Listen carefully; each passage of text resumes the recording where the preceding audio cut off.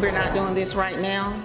We will address this after the meeting. You will get further direction. A heated, tense exchange at the end of the Charlotte-Mecklenburg School Board meeting. Why members are at odds over a delay with the district budget. And new details in the break-in of the Biffle family home shortly after their tragic deaths. Why investigators believe it may have been an inside job. And a Kannapolis business is brewing up a way to support veterans and first responders. The story behind the sip for a good cause.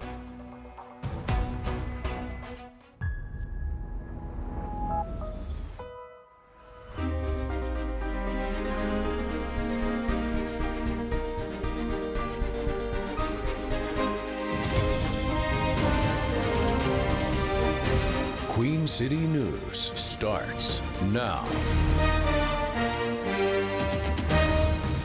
Good Thursday morning, everyone, and welcome into the 6 o'clock hour of Queen City News. I'm Jason Harper, Eddie Satowski, and Julian Sador, both off today. Meteorologist Ted Phaeton is not.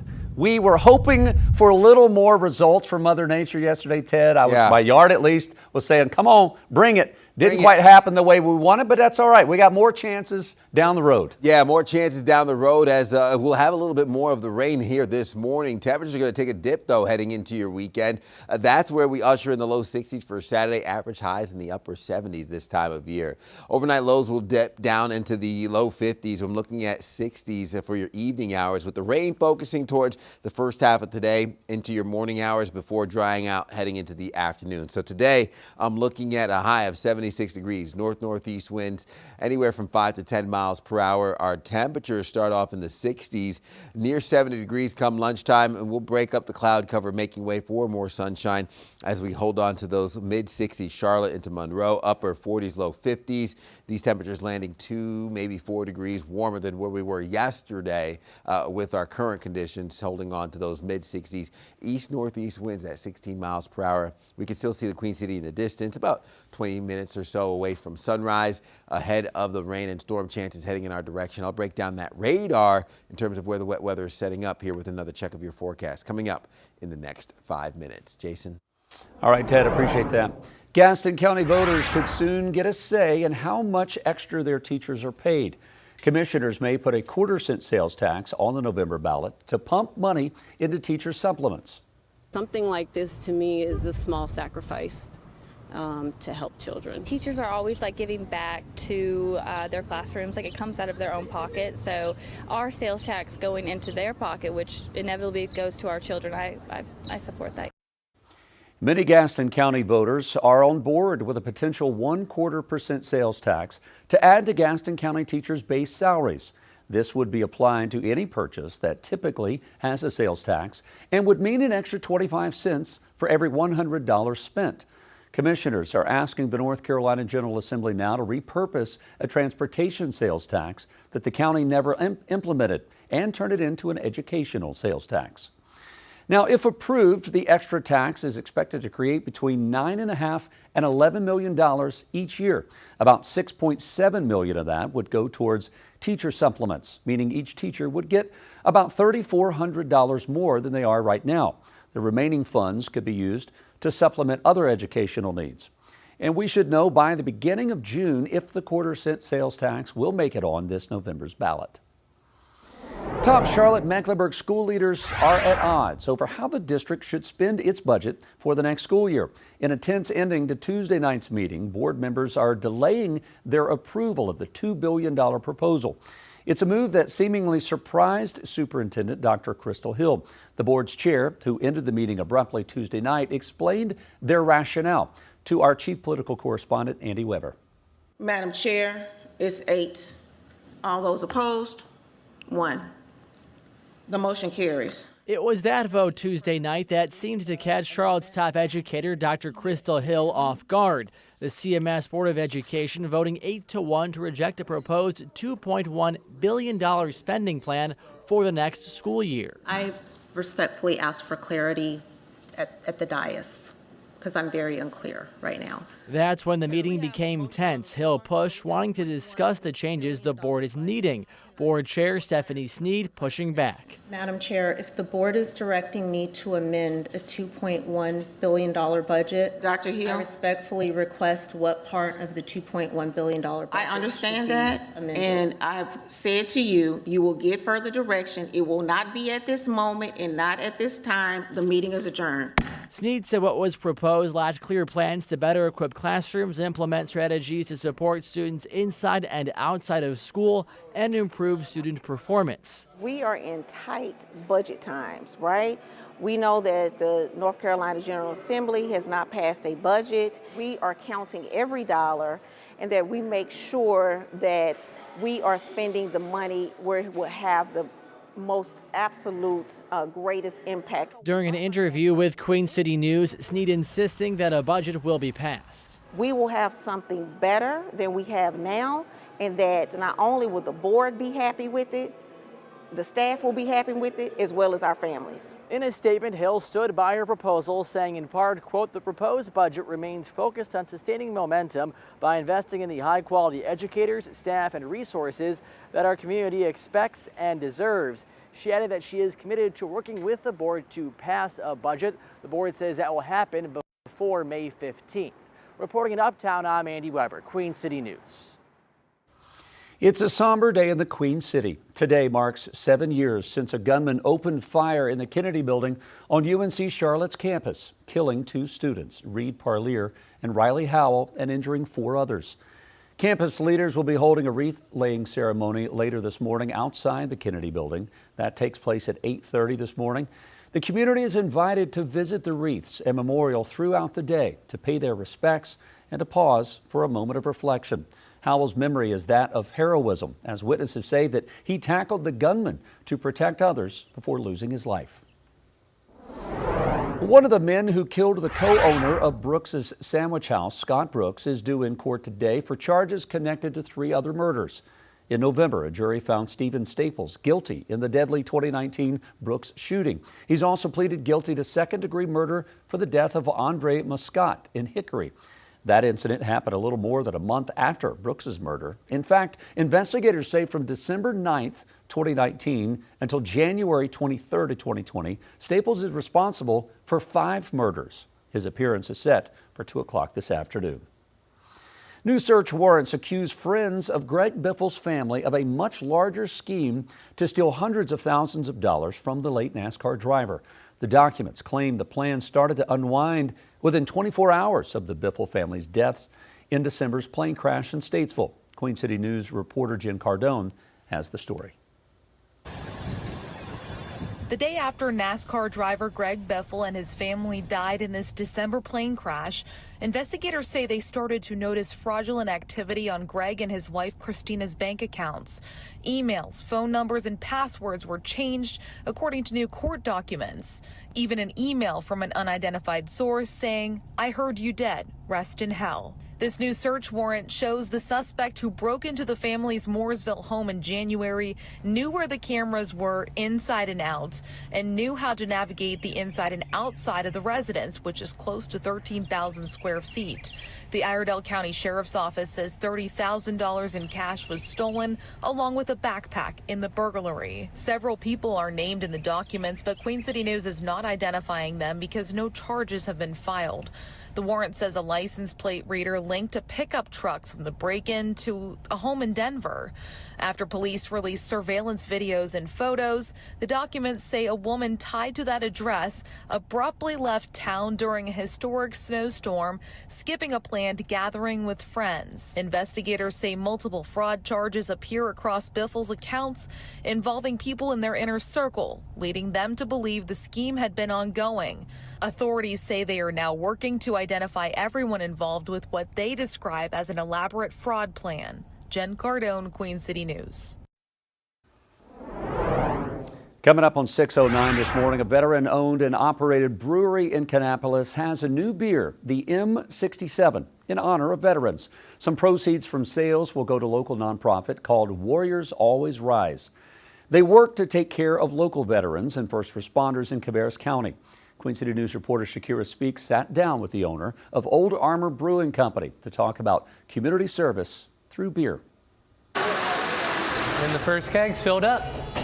M67 is the newest beer at Old Armor Beer Company. Still one of our best beers that we've made here. It's a light lager that could benefit veterans and first responders in the Cabarrus County area through a local nonprofit. The beer is right through here with our psych class. It's very selective on what it can do, but it makes sure that it's something that they can't do on their own and they really need the help. And when you can't turn anywhere else, you can turn to Warriors Always Rise. The group, Warriors Always Rise, helped a local law enforcement officer with home renovations and aided veterans in getting needed medical care. Anytime you buy draft, if you're a bar, you buy draft, or you buy cans from the grocery store or whatever, a portion of every single sale that we sell to the grocery store or here in the tap room or to the bars, a portion of every single sale will go to Warriors Always Rise. Another way neighbors can also give back is through the brewery's Pay It Forward system. Customers can come in, buy a drink, and donate it to their branch of choice or first responder. It's amazing to do a beer that goes directly to something, because you know at the end of the day, when you make that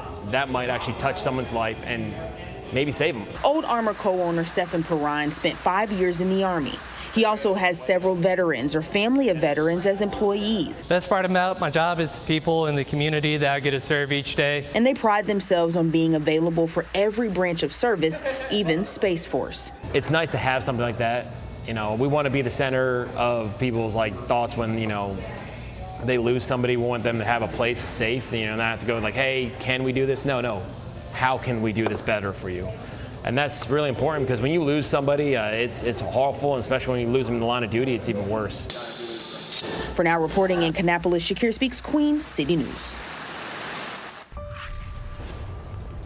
Taking a look at radar here this morning as we head out the door. Scattered showers and storms heading in our direction right now, mainly impacting upstate Greenville, South Carolina, into Spartanburg County, and then starting to cross into York County and Chesterfield County. Let's zoom in here, take you close to home where the heavy rain is starting to set up. Looking again, those impacts mainly going to be focused towards your morning hours south of I-85 right now, putting the clock into motion and getting down to street level. We're going to break down how things are setting up. Here's the first batch of wet weather impacting York County, Chester. Starting across I-77 here, heading north into Uptown, coming out of Chester, but we are going to hold on to more of that rain where that came from, even some lightning associated with that as the moisture funnels right into the Carolinas, giving us the morning rain before high pressure builds on the back end, giving us some pockets of sunshine. I'll break down more of our overall forecast and what to expect through the weekend coming up with a check in the next 10 minutes. Jason?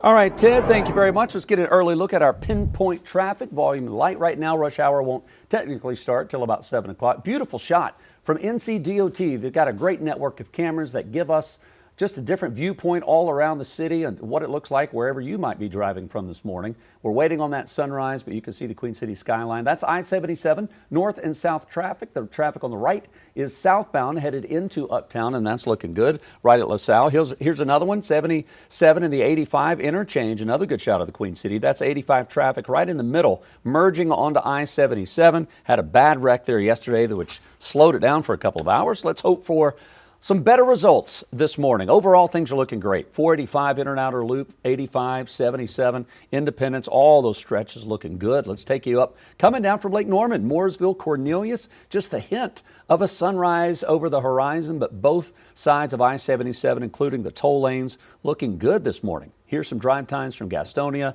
down from Lake Norman, up from Rock Hill. You guys are all looking good this morning. If you're headed to the airport, now's the perfect time to get there early. Walk around, get yourself some coffee. That way you're not late. If you're dropping people off, the stretch is looking good from Uptown, coming up from Rock Hill, down from Lake Norman. You guys are good. Just don't be distracted on this Thursday morning. We'll give you another update in drive times coming up around 6:30. TSA workers are leaving the job in record numbers as the partial government shutdown continues. The problems that it could pose for the future of air travel and the push to solve the issue. You're watching Queen City News on this Thursday morning. Good morning to everyone in downtown Gastonia. Thank you for watching. We'll be back.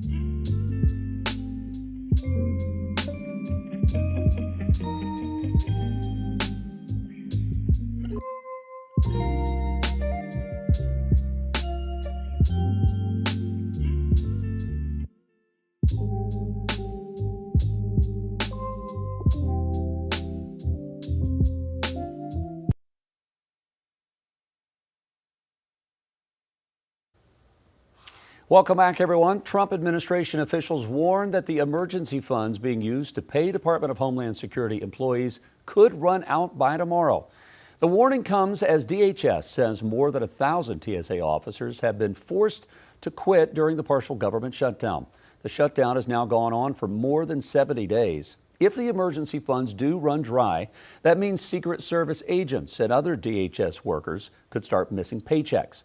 Senate Democratic leader Chuck Schumer says Republicans could pass DHS funding today, but their priorities aren't in the right place. Republicans are blocking DHS funding. And now, instead of focusing on the one thing that could make Americans safer, passing the DHS bill, what are Republicans focused on? It's amazing, a $400 million gilded ballroom funded by the taxpayers. That's not about national security.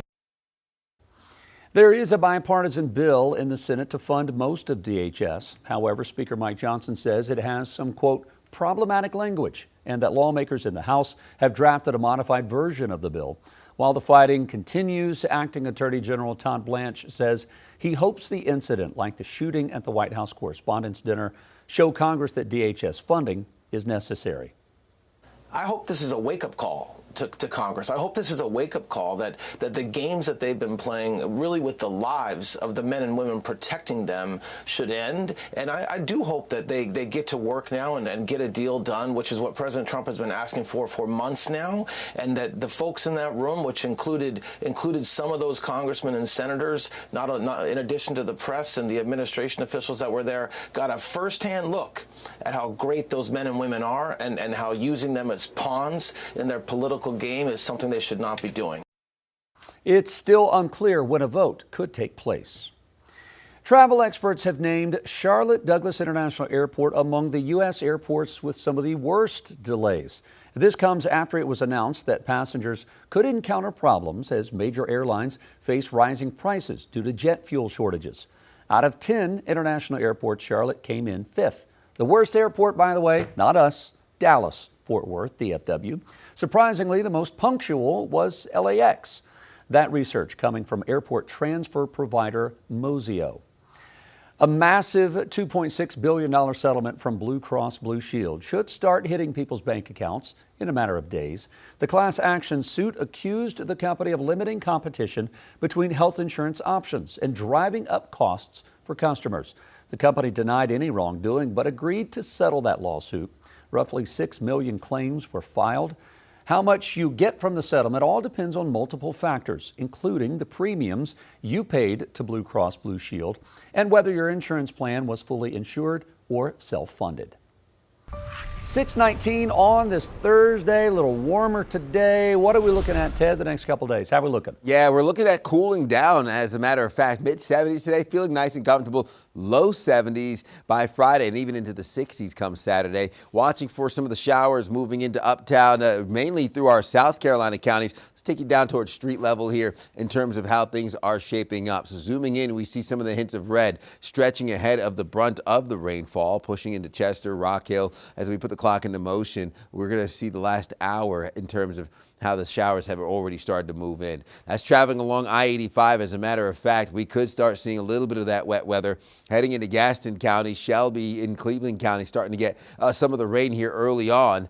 Spotty in nature, a few rumbles of thunder possible with some lightning strikes south of York, heading into Rock Hill here as we continue to see those impacts through your morning. High pressure builds, moisture continues to travel east. We'll break up the cloud cover heading into the afternoon. We'll be more dry than wet second half of the day as we head into the peak heating hours. So as we look at your clock, putting it into motion, mostly dry by Thursday afternoon. Peaks of sunshine will be dry overnight with high pressure loosely influencing and impacting your forecast. Rain held off to our south for Friday. By Friday evening into Saturday, that's where we move in with the second round of wet weather. Low pressure system sits off the southeast coast, giving us a wet Saturday with rain chances likely lingering into the afternoon and evening. We'll dry out as we head into Sunday, though. Back half of the weekend rebounds to 70 degrees after we have low 60s for your Saturday. It'll be a little chilly, a little wet on Saturday, so maybe make sure you have those indoor plans set up. Half an inch of rain for the Queen City, 3/4 of an inch south and east, closer to an inch towards Shaw, while we look at those mid-60s for Charlotte, Rock Hill, upper 40s, low 50s, Boone and Jefferson. Highs make a run for what will be the mid-70s peak heating hours of the day. Lows bottom out in the mid to upper 40s heading into your early morning hours. 7-day forecast cools us down, 60s on tap by Saturday. We'll rebound in the upper 70s near 80 degrees heading into early next week. You're watching Queen City News Now, the most honored and the most... Jason? All right, Ted, appreciate that. Thank you so much. Still to come as we give you, wow, look at that shot of New York. Just when we thought we had it bad, a foggy, kind of mixed start to the day in the Big Apple. Same can be said for futures. The Dow's down 30 points, S&P, NASDAQ in the green. We're going to join Jane Keene coming up after the break from the New York Stock Exchange.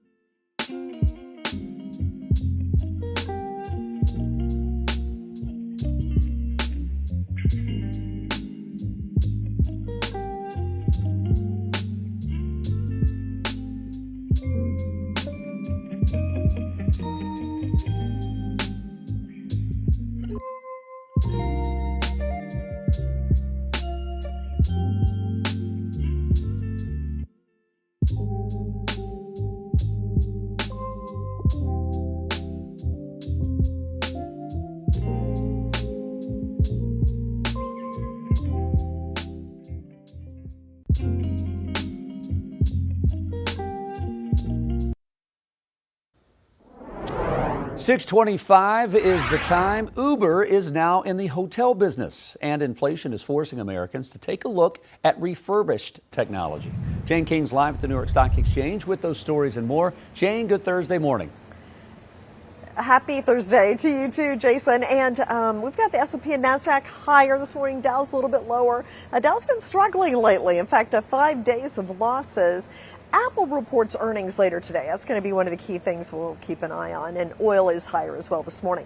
Well, a CNET survey reveals that nearly half of U.S. adults have considered buying refurbished technology in the past year, and cost is a main issue. While cost plays a major role behind that, 15% of adults say they look at refurbished tech for the environmental benefits, like reducing e-waste. Millennials and Gen Z lead the way in considering used technology.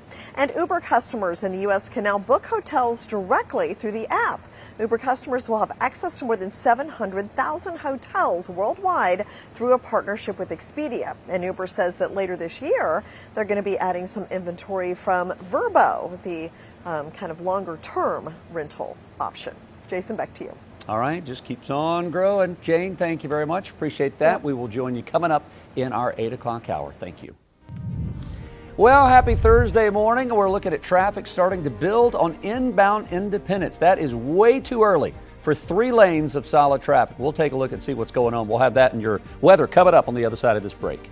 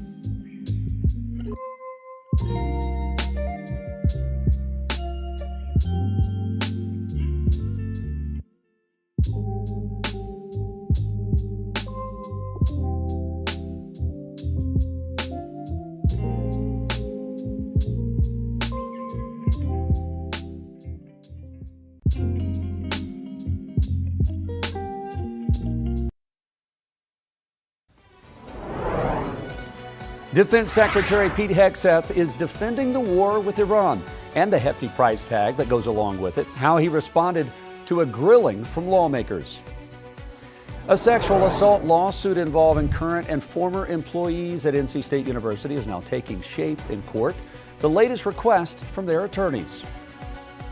And controlling costs for homeowners, what lawmakers discussed in a proposed property value build in Raleigh.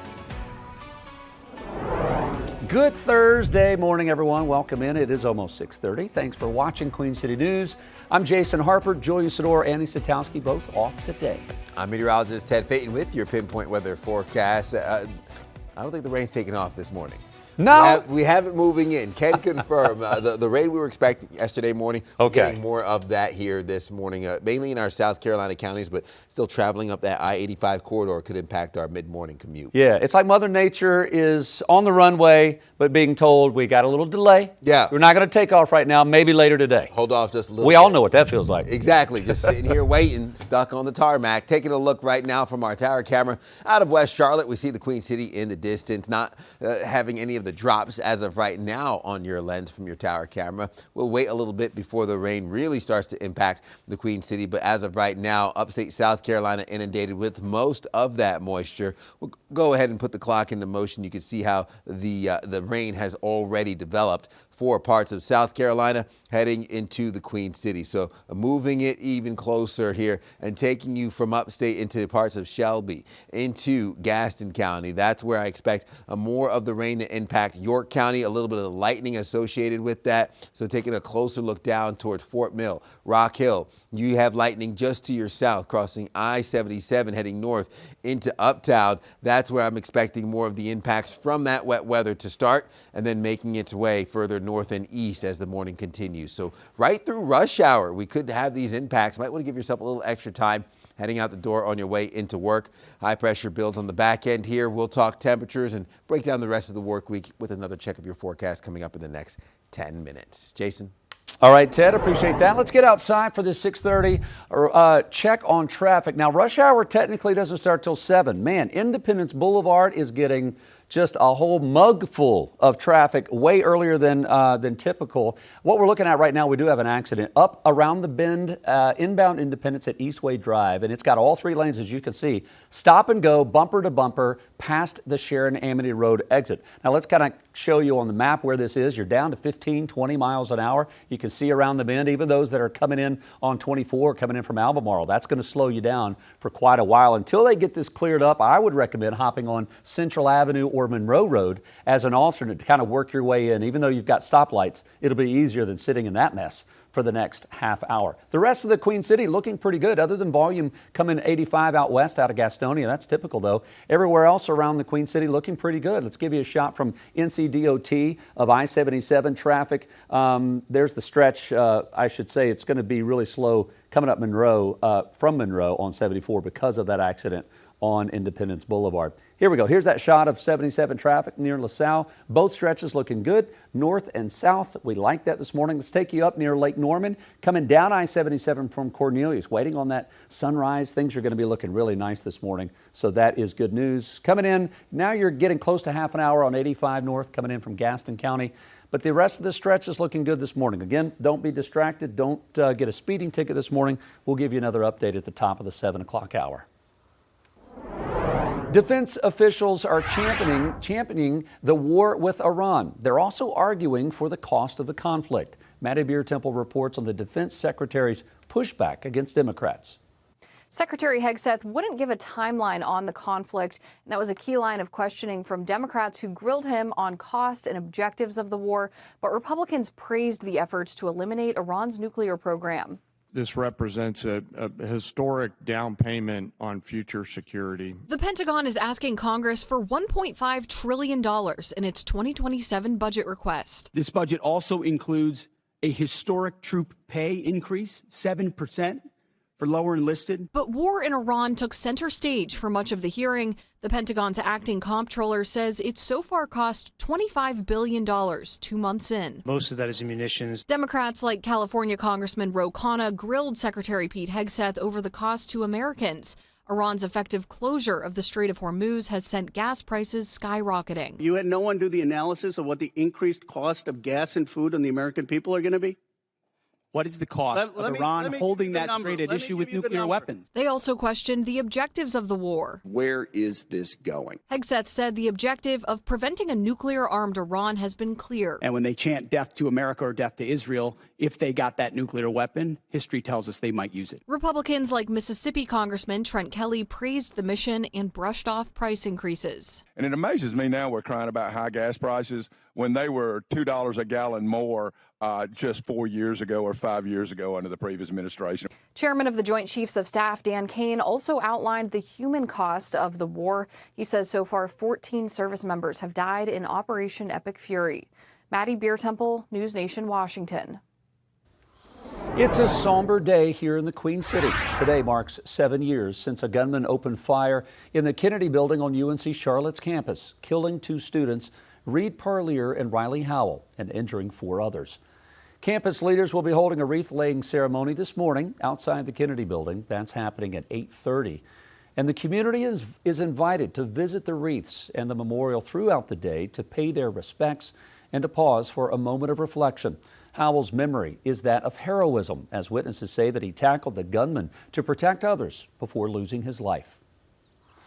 Attorneys for current and former NC State University officials want a judge to dismiss an ongoing sexual abuse lawsuit.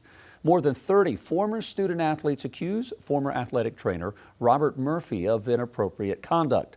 Defense attorneys say that the claims are too vague and they don't contain specific allegations. They say the suit should be dismissed because of the statute of limitations. But attorneys for the accusers say the case is about accountability. NC State normalized the conduct of this athletic trainer. They made it where you had to do it. They allowed it to continue. They allowed it to continue for years. They would, not only did they allow it to continue, they promoted it. NC State removed Murphy from his position after the initial allegations were made public. The judge's decision is pending. South Carolina Lieutenant Governor Pamela Evette is blasting SC State University's decision to revoke its invitation to have her as its graduation speaker. Officials at the state's only historically black university made the decision yesterday after student protests. Students say inviting the Republican candidate for governor to speak goes against the school's mission and values. Evette is calling campus protesters a, quote, woke mob. Another reason I'm out here is because we all need a voice. If not us, then who? Who will speak for us if the body doesn't speak for itself? SC state officials say that they canceled Evette's graduation out of an abundance of caution for safety. North Carolina lawmakers are moving forward with a bill that could delay property tax changes for some homeowners. Capitol reporter Shabnam Dinesh tells us lawmakers want to delay new property values for some counties, but that doesn't necessarily mean lower tax bills. As home prices continue to soar, state lawmakers are pushing to hit pause on property appraisals in parts of North Carolina for 1 year. The property values increasing across our state. Our citizens are significantly increased and burdened with taxes and property tax bills. The property tax reevaluation moratorium bill would apply to a dozen counties that just completed property reappraisals this year. In my home county of Davidson, reappraisals are expected to be about 65% increase, and next door, Guilford County is over 50%. The proposal would delay those new values by 1 year before they take effect in 2027. I believe it gives us time and a pause to be able to go into detail and get something done that we need to get done in property tax and not make a hasty decision that we will regret later. County leaders have previously said higher home values don't automatically mean higher taxes. That's because counties can lower tax rates to offset increases. We do not change the rate. The rate is still up to any municipality or county. They set the rates and we just move it out, and they can still use that reval a year later. We have reached out to the North Carolina Association of County Commissioners for comment. The bill cleared the Finance Committee yesterday and now heads to the Rules Committee. A state Senate committee is moving forward on a bill that would regulate data centers in South Carolina. The current version of the Data Center Development Act would create an oversight office at the State Department of Environmental Services. It would establish a permitting process for possible data center locations and require data centers to submit an annual report of water and energy usage. Senator Davis's bill creates a regulatory process on how you are going to cite a data center. This is an ongoing process, and plans are being developed. The bill is expected to head to the full Senate floor, but there are only 9 days left in this year's legislative session. Coming up on 640 this morning, still to come, all the ink is dry and Carolina's QB1 is locked in for now, at least. We're going to take a look at the upcoming NFL season and beyond in your morning sports. You're watching Queen City News on this Thursday morning. We're so thankful for that. We will be right back.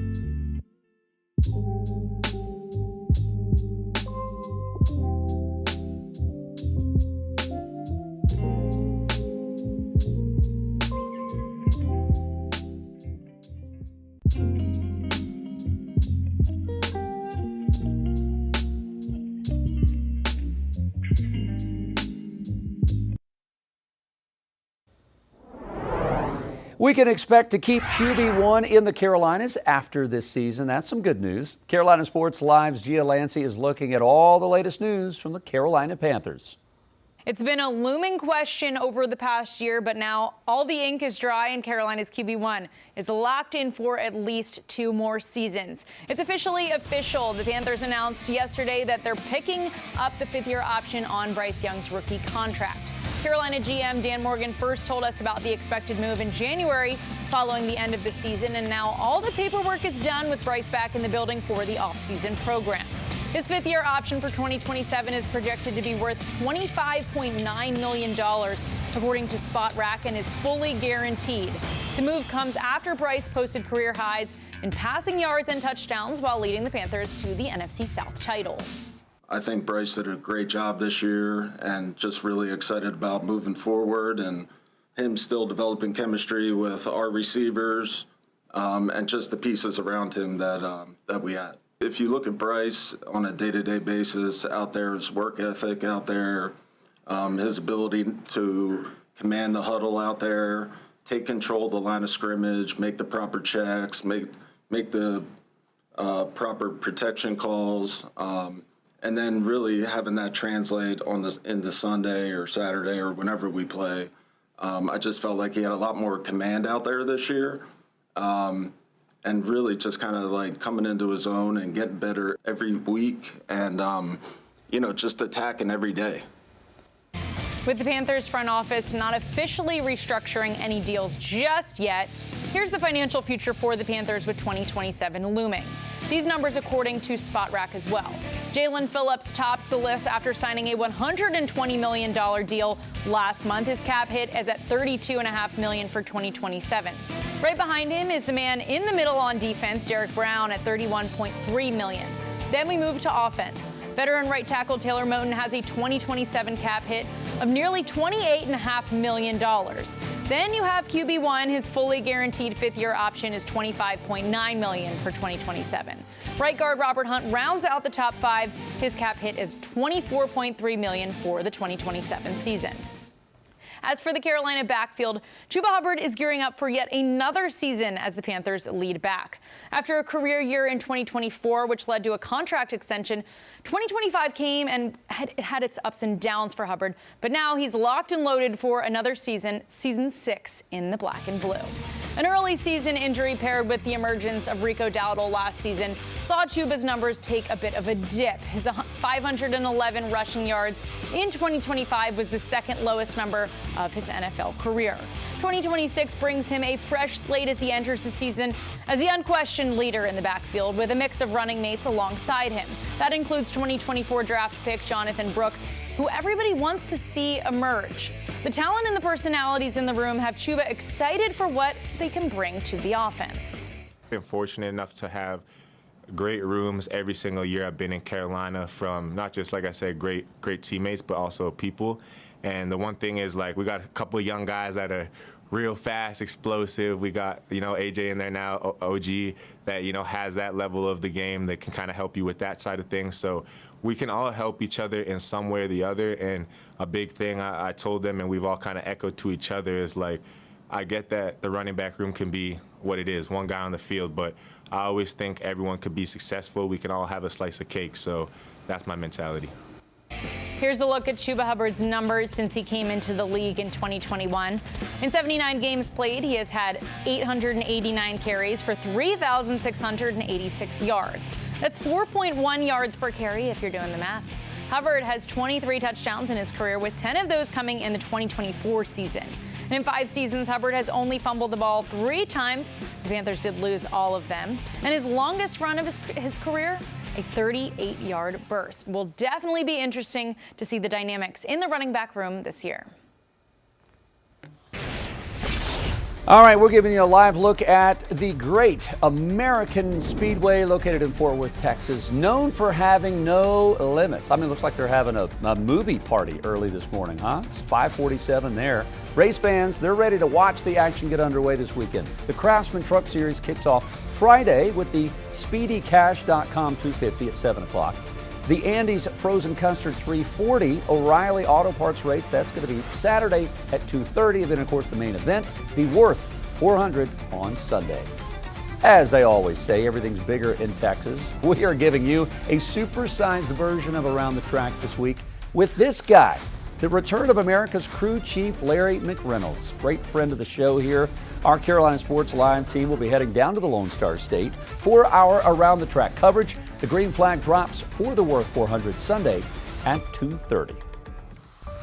Let's bring in meteorologist Ted Payton for this anticipation of more rain. And even if we don't get it, it sounds like things are going to cool off in the next few days. Yeah, we're going to be cooling down low to mid 70s today and into your Friday. 60s by Saturday. Rain moving in. As a matter of fact, more of the heavy showers pushing into Lancaster. We'll put the clock into motion, zoom in, give you a better idea on how things are shaping up. If you're hitting the roads anytime soon, you're going to want to be aware of how things are going to be progressing here for your morning. So heading out the door towards Rock Hill, Chester, heading into Lancaster. I-77 starting to get the brunt of that wet weather, even a few lightning strikes associated with that. That thunderstorm aimed right towards Waxhaw, already getting some of the light rain here, taking you further south towards Marvin into Waxhaw. Wesley Chapel, you're dry right now.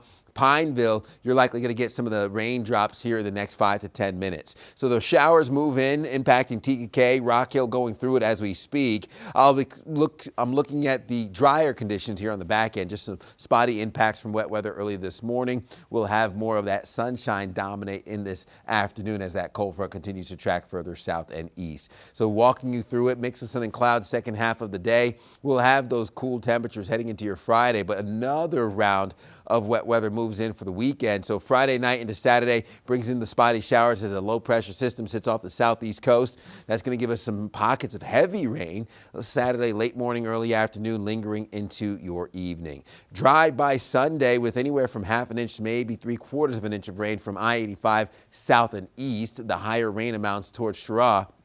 I'm expecting our temperatures to sit in the 60s this morning, upper 40s, low 50s, with peak heating hours of the day warming up into the mid 70s, while our mountain counties only reach upper 50s near 60 degrees. We'll have a chilly overnight, dropping down into what will be those upper 40s tonight, upper 30s in our mountain counties, rebounding into the 70s. Friday, low 60s. Saturday, gradual warming trend gets us back to near normal in the 70s and 80s, heading into early next week. You're watching Queen City News Now, the most honored and the most local news in Charlotte. We'll be right back.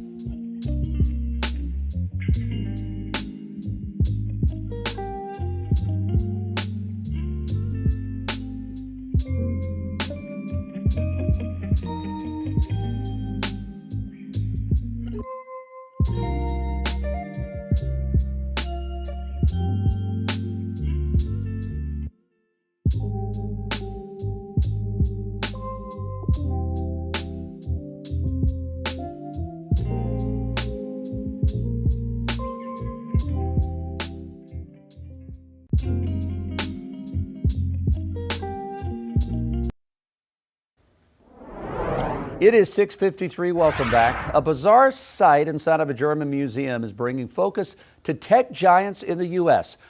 Robotic dogs with silicone heads.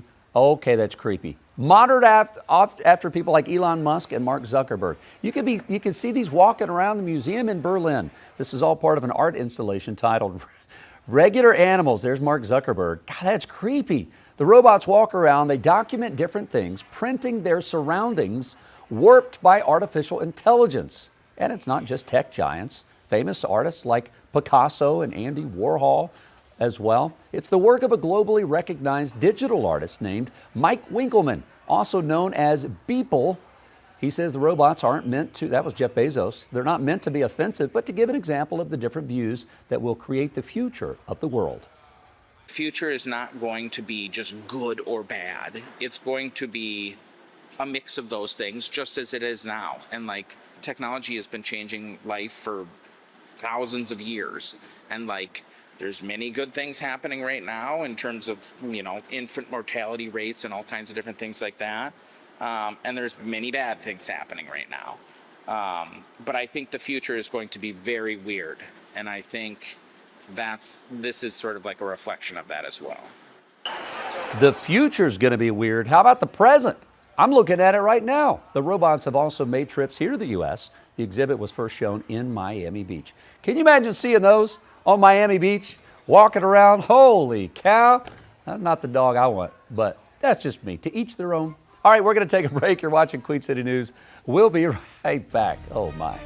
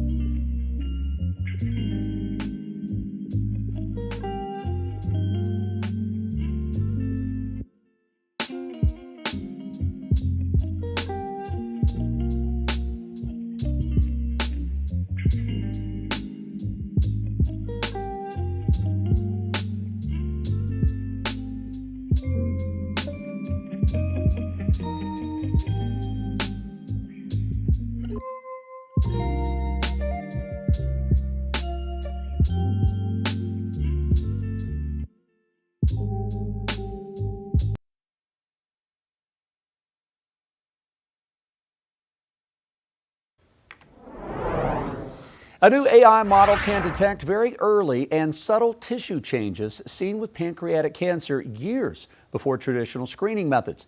The REMOD model detected invisible signatures of the most common form of pancreatic cancer, an average of 475 days before a clinical diagnosis. The model was also more accurate than experienced radiologists, but it still requires more testing in high-risk patients before it can be widely used in a clinical practice.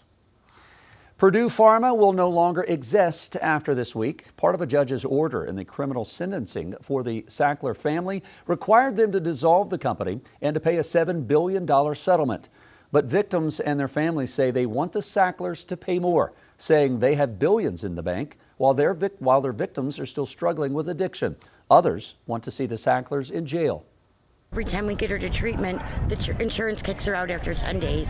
10 days is not enough time to get well, and my family just doesn't have the money to pay for private treatment for her. I would like to see them criminally charged. Lawyers for the Justice Department say that this is the best way to ensure that Purdue poses no further threat to the public, while also providing resources to fight the opioid epidemic. It is almost 7 o'clock, about a minute away. We're still seeing those backups on inbound Independence from an earlier accident. We'll take a deeper dive into your traffic. Plus, Ted's got your forecast as we kick off our 7 o'clock hour.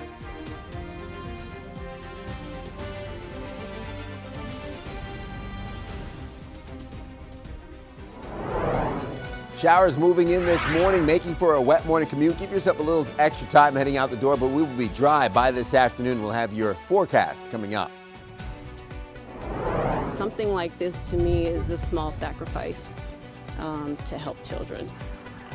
Gaston County leaders may turn to a sales tax to provide more money for their teachers. How the tax would work and who else has to give the green light. Mecklenburg County officials are shooting down claims about poor jail conditions. Their response to a letter about inmates sleeping on the floor and running out of toilet paper.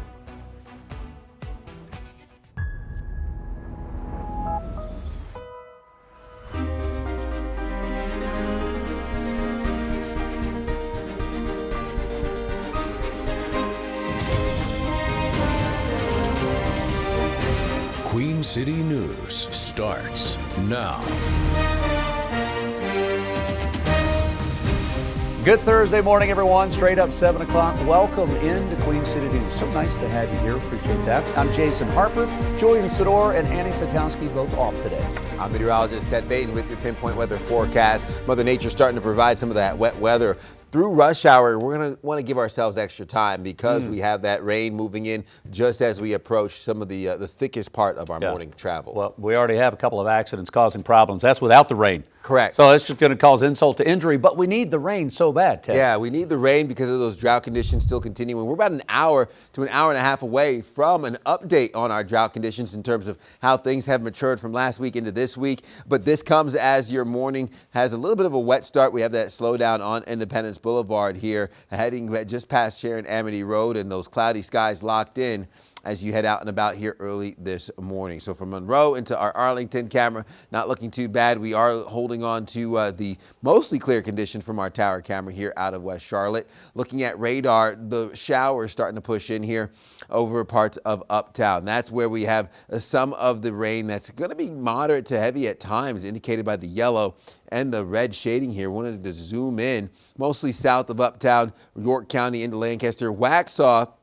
Let me focus and hone in on you really quick as you have a storm really just knocking at your door overhead. Might hear the rumbles of thunder right now. Marvin is mostly dry, heading up towards Pineville, getting some light showers as we speak, and then heading into uptown. Not seeing the rain as of yet, but we are looking at Southbourne, heading up towards Ravenwood, Sterling. That's where we have more of the pop-up showers starting to develop here early this morning. So high pressure builds on the back end of this. Despite the wet start, we could have more of that sunshine second half of the day. So not enough rain to alleviate us from the drought conditions. We'll have more widespread and heavy rain impacting the start of your weekend.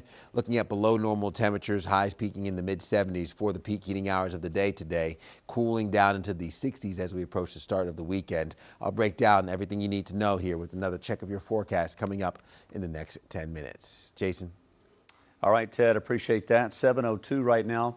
Today marks 7 years since a gunman opened fire on UNC Charlotte's campus. 2 students lost their lives. 4 others were injured. Queen City News anchor Savannah Rudisell is live this morning on campus with how the school community is coming together and honoring the victims' legacies. Savannah, good morning.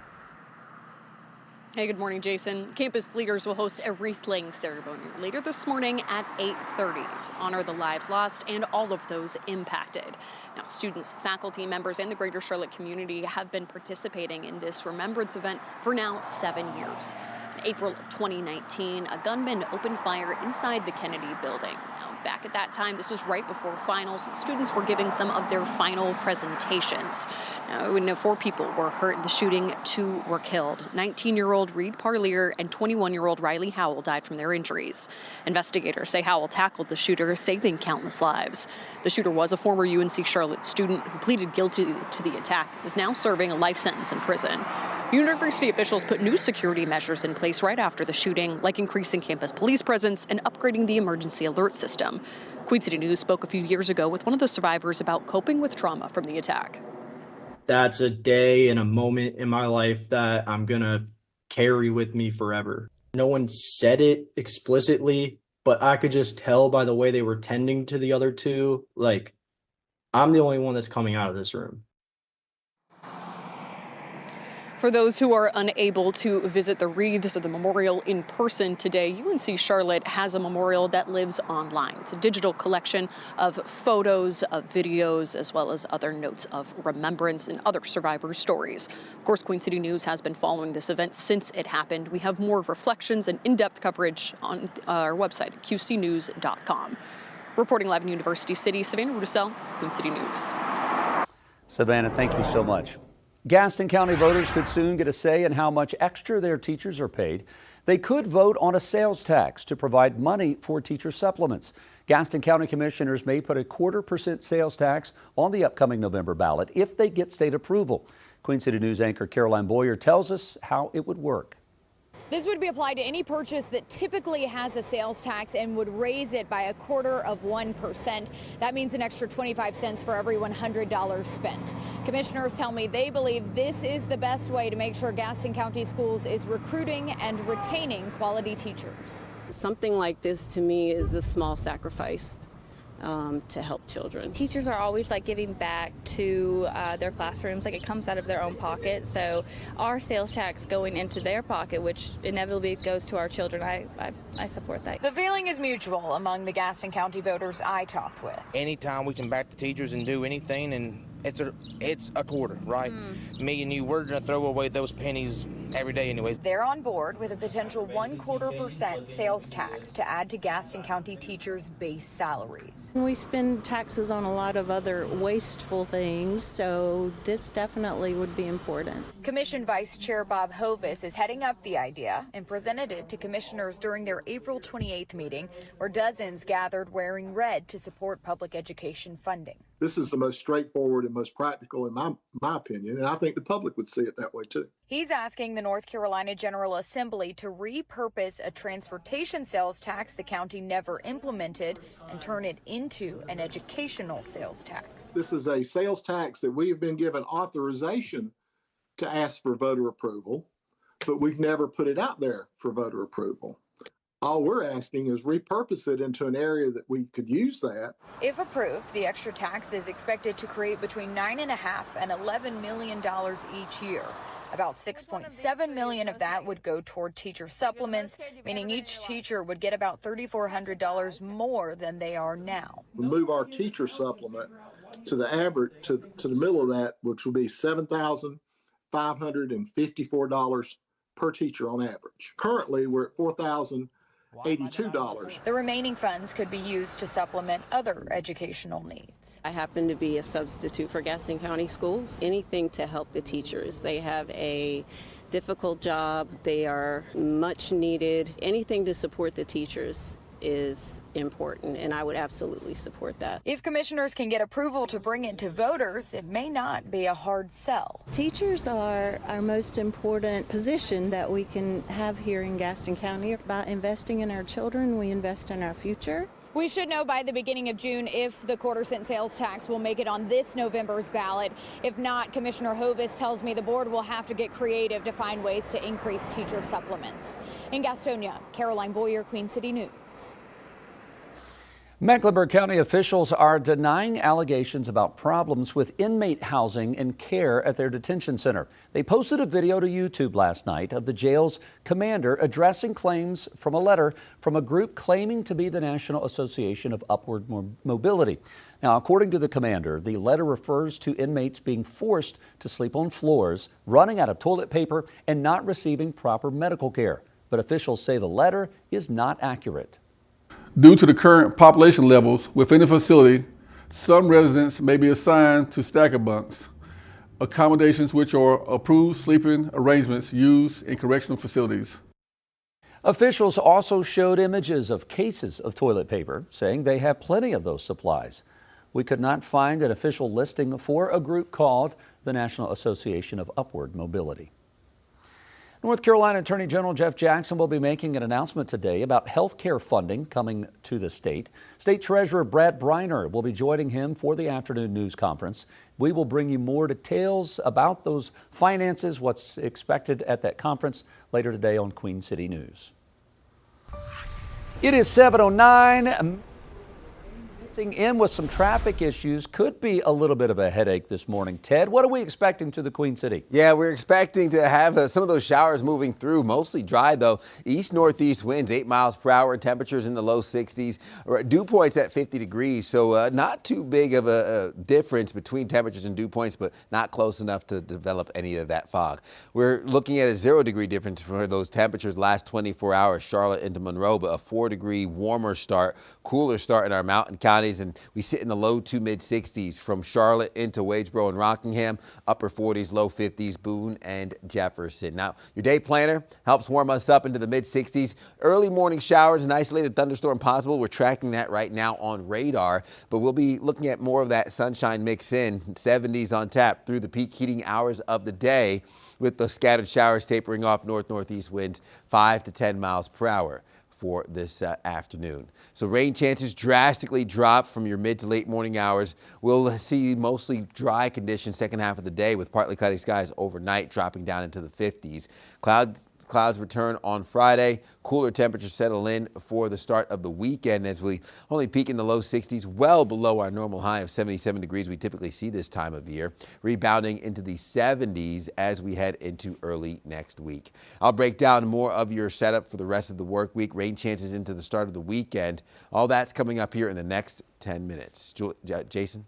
All right, thank you very much, Ted. I appreciate that. Listen, we want to get back to a pinpoint traffic. This earlier accident on inbound Independence has officially cleared. It was up around the bend near Eastway Drive, but as you can see, residual delays. I mean, it is stopping bumper to bumper. As soon as cars come under that shared Amity Bridge, they are hitting the brakes. So just be aware. Don't be distracted on your cell phone. The last thing you want to do is kiss the neighbor in front of you on your way into work this morning. So just be aware of that. Again, it's cleared, but it's still really slow this morning, trying to work your way in. Matter of fact, look at this map here. You're still at 20 miles an hour around the curve. If you need to hop on Central Ave Monroe, you can as an alternate, but even those two, as you look above and below that 20 mile an hour marker, you can see some red on those roads. So that's taken a lot of the brunt of some of the reroutes this morning, and even that has some backup. So just be patient coming in from the east side. A little bit slow coming up 77 from Fort Mill. An earlier accident near Gold Hill Road is now cleared up, but that's causing issues this morning. Here's some drive times coming down from Concord in from Albemarle, starting to improve now, coming up 74 from Monroe.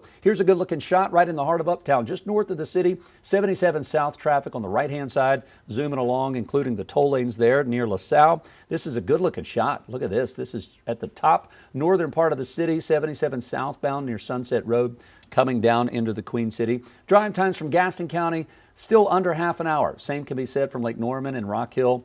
So not too bad this morning. Here's a quick stretch down 85 from Concord Mills area this morning. And if you need to go to the airport, here are your drive times. We are wrapping up. April is Distracted Driving Awareness Month, so put that phone away. We don't want you to be distracted wherever you're going. We want you to be safe. We'll give you another look at your pinpoint traffic coming up around 7:30. Good morning, May-Kay. Good morning. Well, you know, the FAA has been recommending vehicle tracking devices at airports for 15 years, yet some officials have not felt the need to comply until a deadly collision changed their minds. I'm May-Kay Beeler. Coming up, I'm going to tell you about the important changes in the aftermath of the LaGuardia runway crash. You're watching Queen City News, the most honored and the most local news in Charlotte.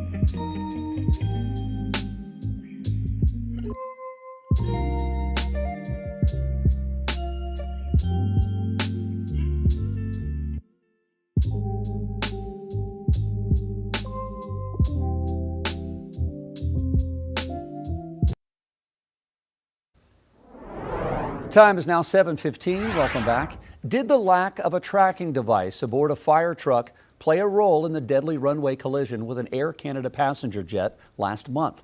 The National Transportation Safety Board's preliminary report on the LaGuardia Airport plane crash highlighted a missing transponder as a possible contributor in that crash.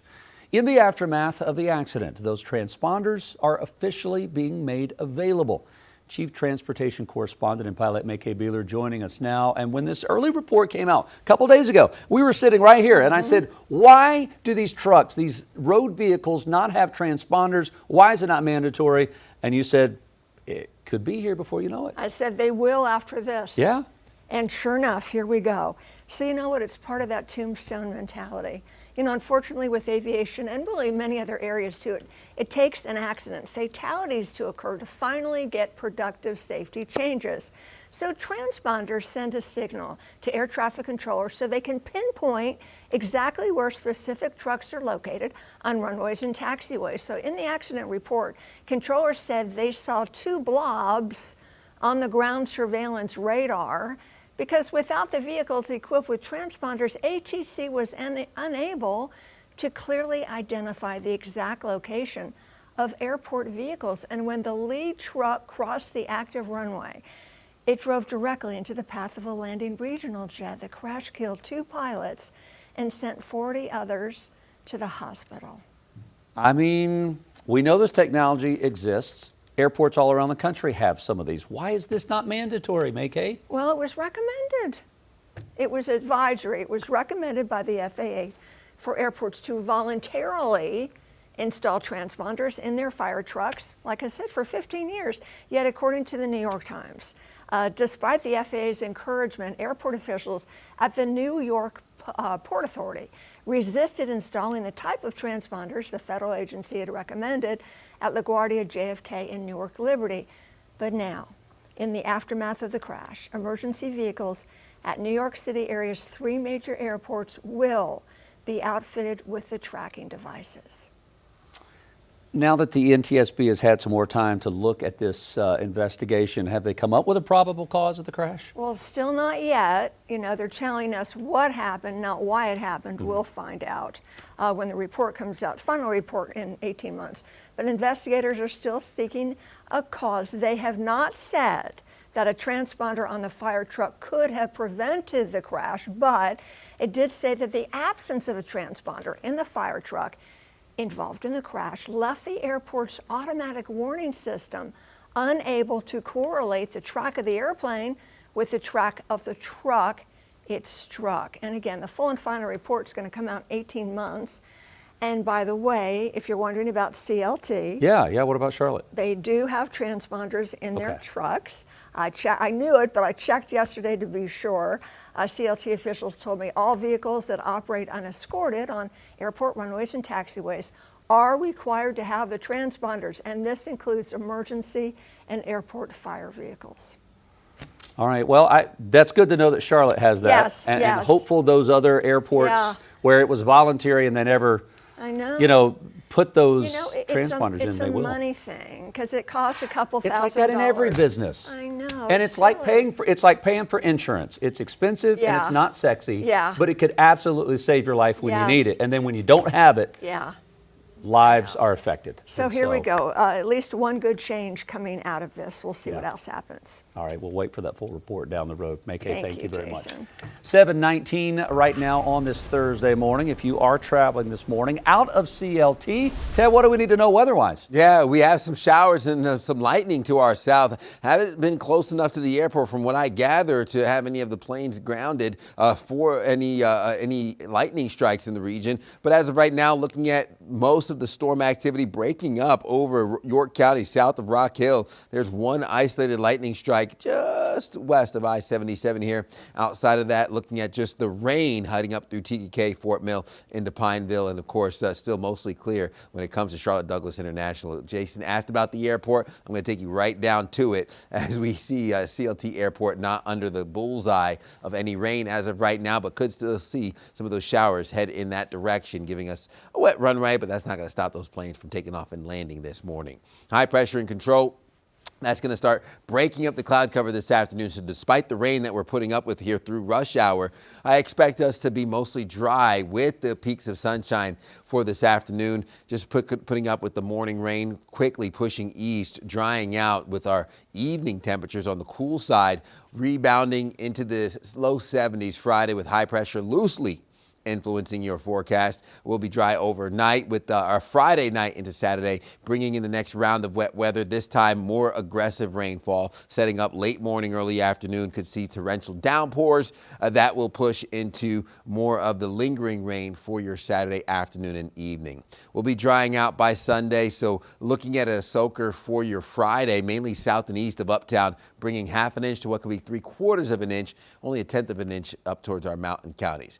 Temperatures start off in the 60s this morning, upper 40s, low 50s rather, with highs aimed right towards 60 degrees. Mountain counties lows to mid 70s today.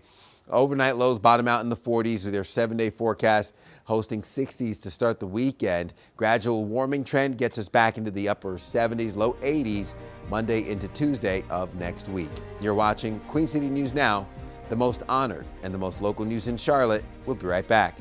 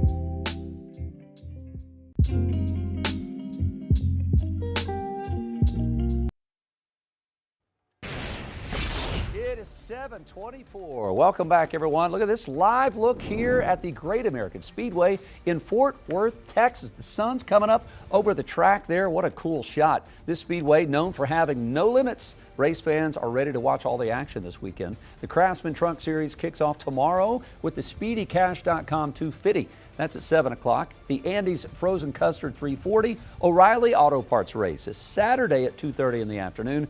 And then the main event, the Worth 400, Sunday afternoon. They say everything is bigger in Texas. It really is, by the way. And we are giving you a supersized version of Around the Track with our friend here, America's favorite crew chief, Larry McReynolds. Our Carolina Sports Lives team headed down to Texas for our Around the Track coverage. The green flag drops for the Worth 400 this Sunday at 2:30.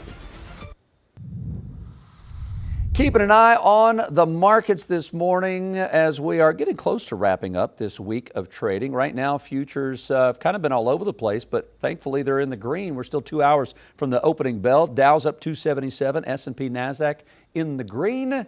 So, yeah, that's how things are looking 2 hours before trading. As we look yesterday, how the markets wrapped up, kind of on a lower note. It was a mixed bag here. The Dow was down almost 300 points, NASDAQ up, S&P down. We will check in with our business correspondent, Jane King, coming up a little bit later on. She'll join us live at the New York Stock Exchange at 8:25. A humpback whale nicknamed Timmy that was stranded for nearly 2 months in shallow waters, reportedly doing well after it was transferred to another area. Timmy, the whale, was first spotted near Germany's Baltic Sea coast back on March 3rd, a long way away from his natural home down in the Atlantic Ocean. His health was deteriorating despite multiple attempts to try to help him back to deeper seas. But things are looking up for old Timmy. Look at this here. Rescuers pulled him for hours on a flooded barge. That's what that is. Officials say he's resting peacefully, apparently vocalized recently, which is a signal he's doing well. Like singing, like Timmy is out there saying thank you for rescue. Like Dory from Finding Nemo. When she talks to the whale. Yeah. Like, you can't speak whale, Dory. Yes, I can. And then she goes on to do what, Ted?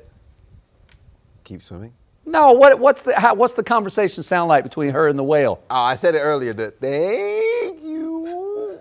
That's it. We don't really know what Timmy sounds like, but I can imagine that's what like he's saying. Yeah, that's cool though with the flooded barge. Yeah, I don't think I've seen that, especially from that aerial view where they literally put water inside a barge, but it contains him. Yeah. You know, it's like not a floating cage, but you know what I mean? Where he can still be sort of in his element, but safe and not just float away. Timmy was just there for the ride at that point. Timmy was there that's an expensive Uber ride right that's there. That's what I'm talking about, yeah. I mean, I don't think Timmy used the Uber app, but listen, I'm glad Timmy's okay.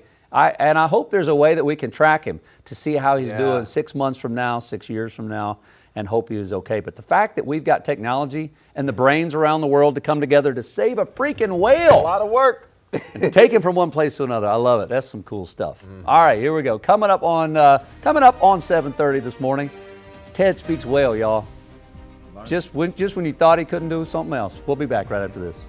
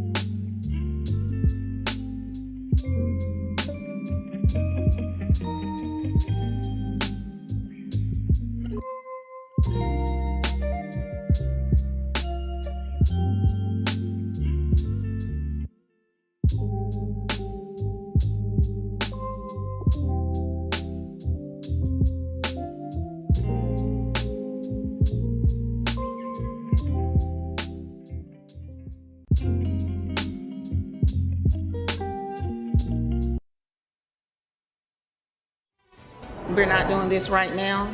We will address this after the meeting. You will get further direction. A heated, tense exchange at the end of the Charlotte-Mecklenburg School Board meeting. Why members are at odds over a delay with the district budget. And new details in the break-in of the Biffle family home shortly after their tragic deaths. Why investigators believe it could have been an inside job.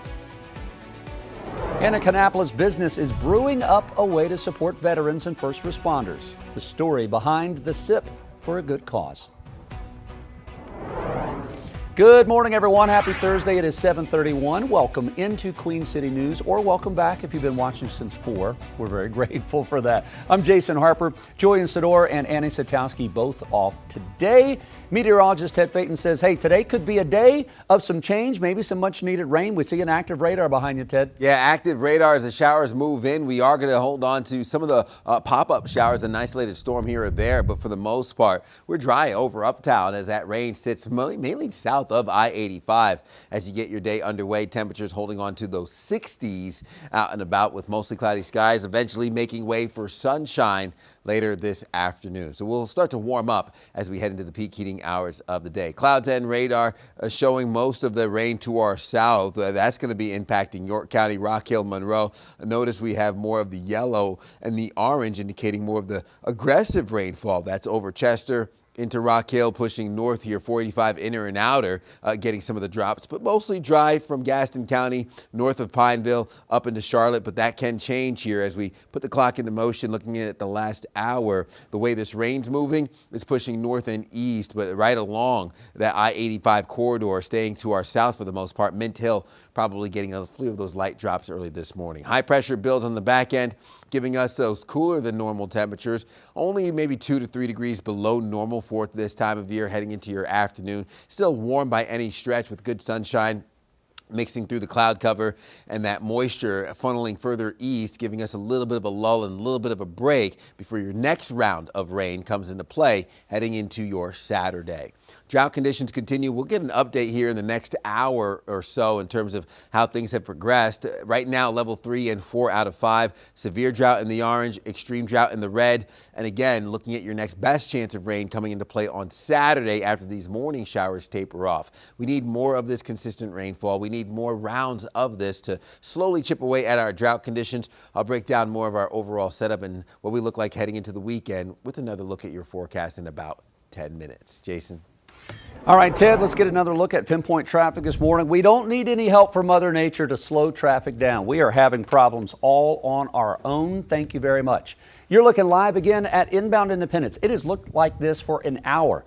Traffic is moving, but it's taking forever. An earlier accident has already cleared up around the corner up there. It was at inbound Independence and Eastway Drive. So we've been telling you to get on Central Avenue or Monroe Road as your alternate. Now those are backing up. It is just so slow, right backed all the way up beyond Sharon Amity Road. Let's show you here on the map just kind of where things are. You're moving along at about 10, 20 miles an hour. You can see the red around the bend on Independence. Just north of that is Central Avenue. South of that is Monroe Road. Those are the two alternates that parallel all the way into Uptown, but even those are slow. So it's really struggling from the east side of the city today. Wish I had better news, just be patient. Pretty much every direction. Coming up from Fort Mill, in from Gaston County, down from Lake Norman, Mint Hill, Matthews on 485, the inner and outer loops slow this morning. Look at this, drive time's almost an hour coming up 74 from Monroe because of that stretch of Independence Boulevard. Coming in from Albemarle on Concord, you guys are looking good this morning. Here's a shot just north of Uptown, 77 southbound at LaSalle. All 3-4 lanes are stopping right there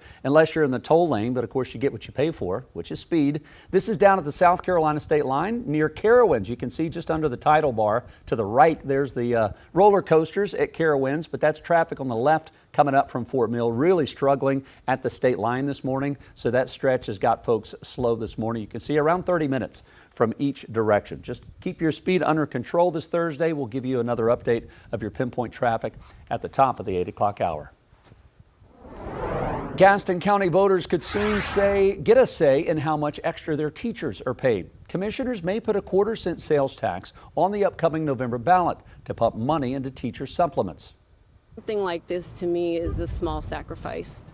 to help children. Teachers are always like giving back to their classrooms, like it comes out of their own pocket. So our sales tax going into their pocket, which inevitably goes to our children, I support that. Many Gaston County voters are on board with a potential 1/4% sales tax to add to Gaston County teachers' base salaries. This would be applied to any purchase that typically has a sales tax and would mean an extra 25 cents for every $100 spent. Commissioners are now asking the North Carolina General Assembly to repurpose a transportation sales tax that the county never implemented and turn it into an educational sales tax. Now, if approved, the extra tax is expected to create between $9.5 and $11 million every year. About $6.7 million of that would go towards teacher supplements, meaning each teacher would get about $3,400 more than they are right now. The remaining funds could then be used to supplement other educational needs. We should know by the beginning of June if the 1/4-cent sales tax will make it on this November's ballot. Top Charlotte-Mecklenburg school leaders are at odds over how the district should spend its budget for the next school year. In a tense ending to Tuesday night's meeting, board members are delaying their approval of the $2 billion proposal. It's a move that seemingly surprised Superintendent Dr. Crystal Hill. The board's chair, who ended the meeting abruptly Tuesday night, explained their rationale to our chief political correspondent, Andy Weber. Madam Chair, it's 8. All those opposed? 1. The motion carries. It was that vote Tuesday night that seemed to catch Charlotte's top educator, Dr. Crystal Hill, off guard. The CMS Board of Education voting 8-1 to reject a proposed $2.1 billion spending plan for the next school year. I respectfully ask for clarity at the dais, because I'm very unclear right now. That's when the meeting became tense. Hill pushed, wanting to discuss the changes the board is needing. Board Chair Stephanie Sneed pushing back. Madam Chair, if the board is directing me to amend a $2.1 billion budget, Dr. Hill, I respectfully request what part of the $2.1 billion budget. I understand that, and I've said to you, you will get further direction. It will not be at this moment and not at this time. The meeting is adjourned. Sneed said what was proposed lacked clear plans to better equip classrooms, implement strategies to support students inside and outside of school, and improve student performance. We are in tight budget times, right? We know that the North Carolina General Assembly has not passed a budget. We are counting every dollar and that we make sure that we are spending the money where it will have the most absolute greatest impact. During an interview with Queen City News, Sneed insisting that a budget will be passed. We will have something better than we have now, and that not only will the board be happy with it, the staff will be happy with it, as well as our families. In a statement, Hill stood by her proposal, saying in part, quote, the proposed budget remains focused on sustaining momentum by investing in the high-quality educators, staff, and resources that our community expects and deserves. She added that she is committed to working with the board to pass a budget. The board says that will happen before May 15th. Reporting in Uptown, I'm Andy Weber, Queen City News. New search warrants accuse friends of Greg Biffle's family of a much larger scheme to steal hundreds of thousands of dollars from the late NASCAR driver. The documents claim that the plan started to unwind within 24 hours of the Biffle family's death back in December during a plane crash in Statesville. Queen City News reporter Jen Cardone has the details. The day after NASCAR driver Greg Biffle and his family died in this December plane crash, investigators say they started to notice fraudulent activity on Greg and his wife Christina's bank accounts. Emails, phone numbers, and passwords were changed, according to new court documents. Even an email from an unidentified source saying, "I heard you dead. Rest in hell." This new search warrant shows the suspect who broke into the family's Mooresville home in January knew where the cameras were inside and out and knew how to navigate the inside and outside of the residence, which is close to 13,000 square feet. The Iredell County Sheriff's Office says $30,000 in cash was stolen, along with a backpack in the burglary. Several people are named in the documents, but Queen City News is not identifying them because no charges have been filed. The warrant says a license plate reader linked a pickup truck from the break-in to a home in Denver. After police released surveillance videos and photos, the documents say a woman tied to that address abruptly left town during a historic snowstorm, skipping a planned gathering with friends. Investigators say multiple fraud charges appear across Biffle's accounts involving people in their inner circle, leading them to believe the scheme had been ongoing. Authorities say they are now working to identify everyone involved with what they describe as an elaborate fraud plan. Jen Cardone, Queen City News. Coming up on 741, a veteran-owned and operated brewery in Kannapolis has a new beer, the M67, in honor of veterans. Some proceeds from sales will go to local nonprofits profit called Warriors Always Rise. They work to take care of local veterans and first responders in Cabarrus County. Queen City News reporter Shakira Speaks sat down with the owner of Old Armor Brewing Company to talk about community service through beer. And the first keg's filled up. M67 is the newest beer at Old Armor Beer Company. Still one of our best beers that we've made here. It's a light lager that could benefit veterans and first responders in the Cabarrus County area through a local nonprofit. The beer is right through here with our psych class. It's very selective on what it can do, but it makes sure that it's something that they can't do on their own and they really need the help. And when you can't turn anywhere else, you can turn to Warriors Always Rise. The group, Warriors Always Rise, helped a local law enforcement officer with home renovations and aided veterans in getting needed medical care. Anytime you buy draft, if you're a bar, you buy draft, or you buy cans from the grocery store or whatever, a portion of every single sale that we sell to the grocery store or here in the tap room or to the bars, a portion of every single sale will go to Warriors Always Rise. Another way neighbors can also give back is through the brewery's Pay It Forward system. Customers can come in, buy a drink, and donate it to their branch of choice or first responder. It's amazing to do a beer that goes directly to something, because you know at the end of the day, when you make that might actually touch someone's life and maybe save them. Old Armor co-owner Stephen Perrine spent 5 years in the Army. He also has several veterans or family of veterans as employees. Best part about my job is the people in the community that I get to serve each day. And they pride themselves on being available for every branch of service, even Space Force. It's nice to have something like that.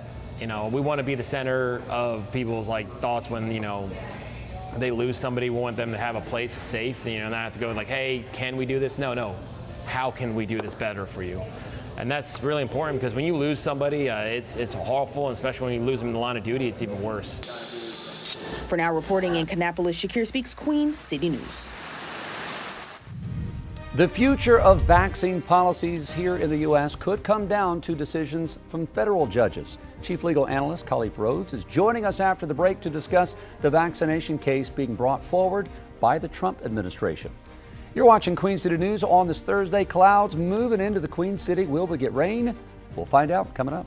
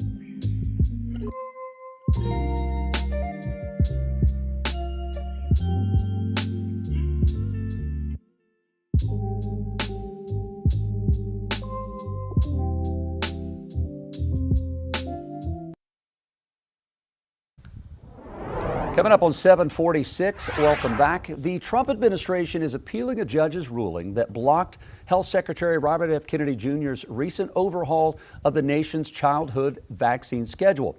The vaccine changes were put on hold after the judge ruled that Kennedy's replacement of the vaccine committee was, quote, unlawful. Those changes would reduce the number of recommended diseases to be vaccinated against from babies to young adult. Joining us this morning is our chief legal analyst, Khalif Rhodes. Khalif, good morning. So, okay, the judge blocks kind of the major parts of this vaccine agenda, right? And what did the judge, the White House obviously is now appealing, what did the judge say that the administration do wrong here? Well, it's two parts. So you're actually talking about the appeal, that's the recommendations from the new board, but you have to step back and say, well, did you have authority, and was the removal of the individuals that were previously on the board, was that lawful? And the answer to that question, the judge said, was no. So the Trump administration is appealing that aspect of it, not the decisions that they're making going forward, but that the removal of the folks because they're more unlawful, anything that unlawful board did, this is the judge's words, is now not going to be going forward. It will be what's called stayed, paused, until actually they can make a final decision on the removal process. And so this is like any other administrative agency that we've been dealing with during the Trump administration, this alphabet soup of agencies. Does the administration, the executive, or now someone through the executive, which in Kennedy's position, have the authority to remove these folks without cause? Has he violated their due process rights while holding these positions? A number of these agencies, instead of appointing someone or removing someone, what they'll do is just take no action. In this category, he just removed everyone, which seemed to be uncharacteristics for sure, but as this judgment, unlawful as well. It's clear here, not just in this case, but in previous cases, that high courts and judges take the selection of expert panels very seriously. Why is that so important when it comes to government procedural processes here? Well, the due process for a lot of these folks is going to be connected to cause, and so you can't remove an individual just because you don't like them. It has to be them being derelict in duty or failing to do something. So that's typically what the courts have done. And then another of these agencies have been created, these committees have been created to be nonpartisan, to be, kind of stepping aside, and the key word is independent, to make sure that they don't have any outside influence from one specific party, so that the actual agenda of the agency is being done and not the agenda of some one individual. And so when you see conversations like with the Fed chair, which is obviously a total separate entity, when they talk about removing the Fed chair or removing the FCC chair, removing these individuals, historically, it has been connected to cause as opposed to connected to at will, which it seems like that has been the push. And these folks were wholeheartedly removed for at will. Nothing to do with their job, just a difference of opinion, a difference of ideology. And so because of that, folks, they challenged their removal. The judge in the original case decided that removal was inappropriate and unlawful. And now as you move forward, this appeal will take place. The appeal will center on procedural due process law 100%. It won't even touch the secondary decisions that they made regarding, well, are these vaccines required? Should they be required? You can't get that far if you don't have a lawfully appointed board. Khalif, while this plays out for parents that are watching, who makes the indecision when it comes to what's recommended for vaccines for their kids? This agency is who's supposed to make it. And so this is going to be a kind of a mixed bag approach, because the court doesn't want to do this. Right. Oftentimes the court will say it's not up to us. Congress should make the rules regarding this. And Congress has. Congress has given the rule-making power and authority to this individual agency. And this individual agency was made up of independent, thinking, minded folks that would come and make a decision that would be in the best interest of individuals. But if you don't follow the process on how to appoint, remove those individuals, so now you're placed in a situation where the court may have to step in. And again, I don't think the court will come in and say, well, ultimately vaccine A will be there for measles, vaccine B will be there for something else. But I do think the court will say was process followed, was procedural due process followed specifically. Moving forward, this is what we advise. And they will also say, if we don't like the result that we're getting, Congress should take action, not the court. All right, we'll also be watching while this plays out and see how far the appeal goes. Khalif, thank you very much. Appreciate that. It is 7:50 right now. We need to bring in Ted Payton to talk about what we can expect here in the Queen City and throughout Any rain chances coming in today, Ted? Yeah, we have the showers moving in this morning. As of right now, starting to creep into parts of Uptown. Keeping an eye on some of the heaviest rain south of I-85 through Rock Hill, parts of Monroe into Union County, now crossing into Anson and Richmond County towards Rockingham. Still looking at the areas north of I-85, nice and dry. So we have the rain picking up in intensity here throughout the morning, putting the clock into motion in terms of the last hour or so of what we've seen. That's giving us the yellow, indicating more of the aggressive rainfall, which could leave behind some wet roadways on I-85, 45 inner and outer, seeing some of the rain accumulation as well. High pressure in control starting to build behind that cold front. That's going to give us a mix of sun and clouds later today. Most of this moisture pushes east. We'll dry out rather quickly from this morning into this afternoon, getting some good sunshine, dry, and of course warm, peaking in the mid-70s with high pressure parked over the Carolinas heading into your Friday. Now from Friday evening into your Saturday, we'll bring back some of that wet weather. Saturday morning into your late morning hours, seeing the aggressive rainfall, yellow on your map indicating more of the moderate to heavy rain. That will push further east, lingering into your afternoon and evening with that wet weather, moving out Saturday night, dry by Sunday with those warming temperatures heading into early next week. So we have the totals anywhere from half an inch to maybe 3/4 of an inch further south and east. That's where the higher rain accumulation will be. 1/10 of an inch north towards the I-40 corridor. Temperatures starting off in the 60s and near 50 degrees in our mountain counties. Will peak near 60 degrees with mid-70s on tap in and around the Queen City. Overnight lows will be chilly, dropping down into the mid to upper 40s heading into your Friday morning. Then 7-day forecast shows 60s on tap for Saturday, gradually warming back up into the 70s and 80s for the first half of next week. You're watching Queen City News Now, the most honored and the most local news in Charlotte. We'll be right back.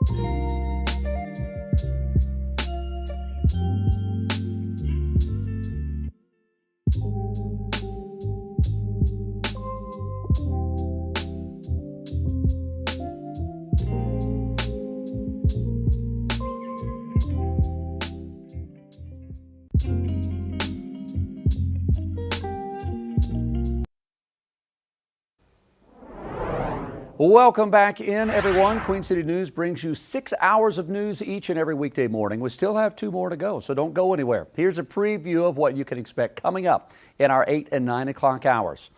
Our nation's defense secretary makes an appearance on Capitol Hill today. We've got a live report coming from Washington here on how Pete Hegseth is responding to questions about the Iran war and what we're expected to hear about it today. The Supreme Court rules on a case that could redraw the political map. Literally, justices taking on a Louisiana voting rights dispute that could shape congressional districts nationwide. Our chief legal analyst, Khalif Rhodes, will be back in here to weigh in on what this could mean for the upcoming midterms. An unprecedented investment by President Trump may help save money on your favorite things. Our chief transportation correspondent, May Beeler, breaks down the multi-million-dollar investment going towards the American ports. You're watching Queen City News on this Thursday morning. Little mix of Carolina blue skies and some gray. Make some coffee. We will be back right after this.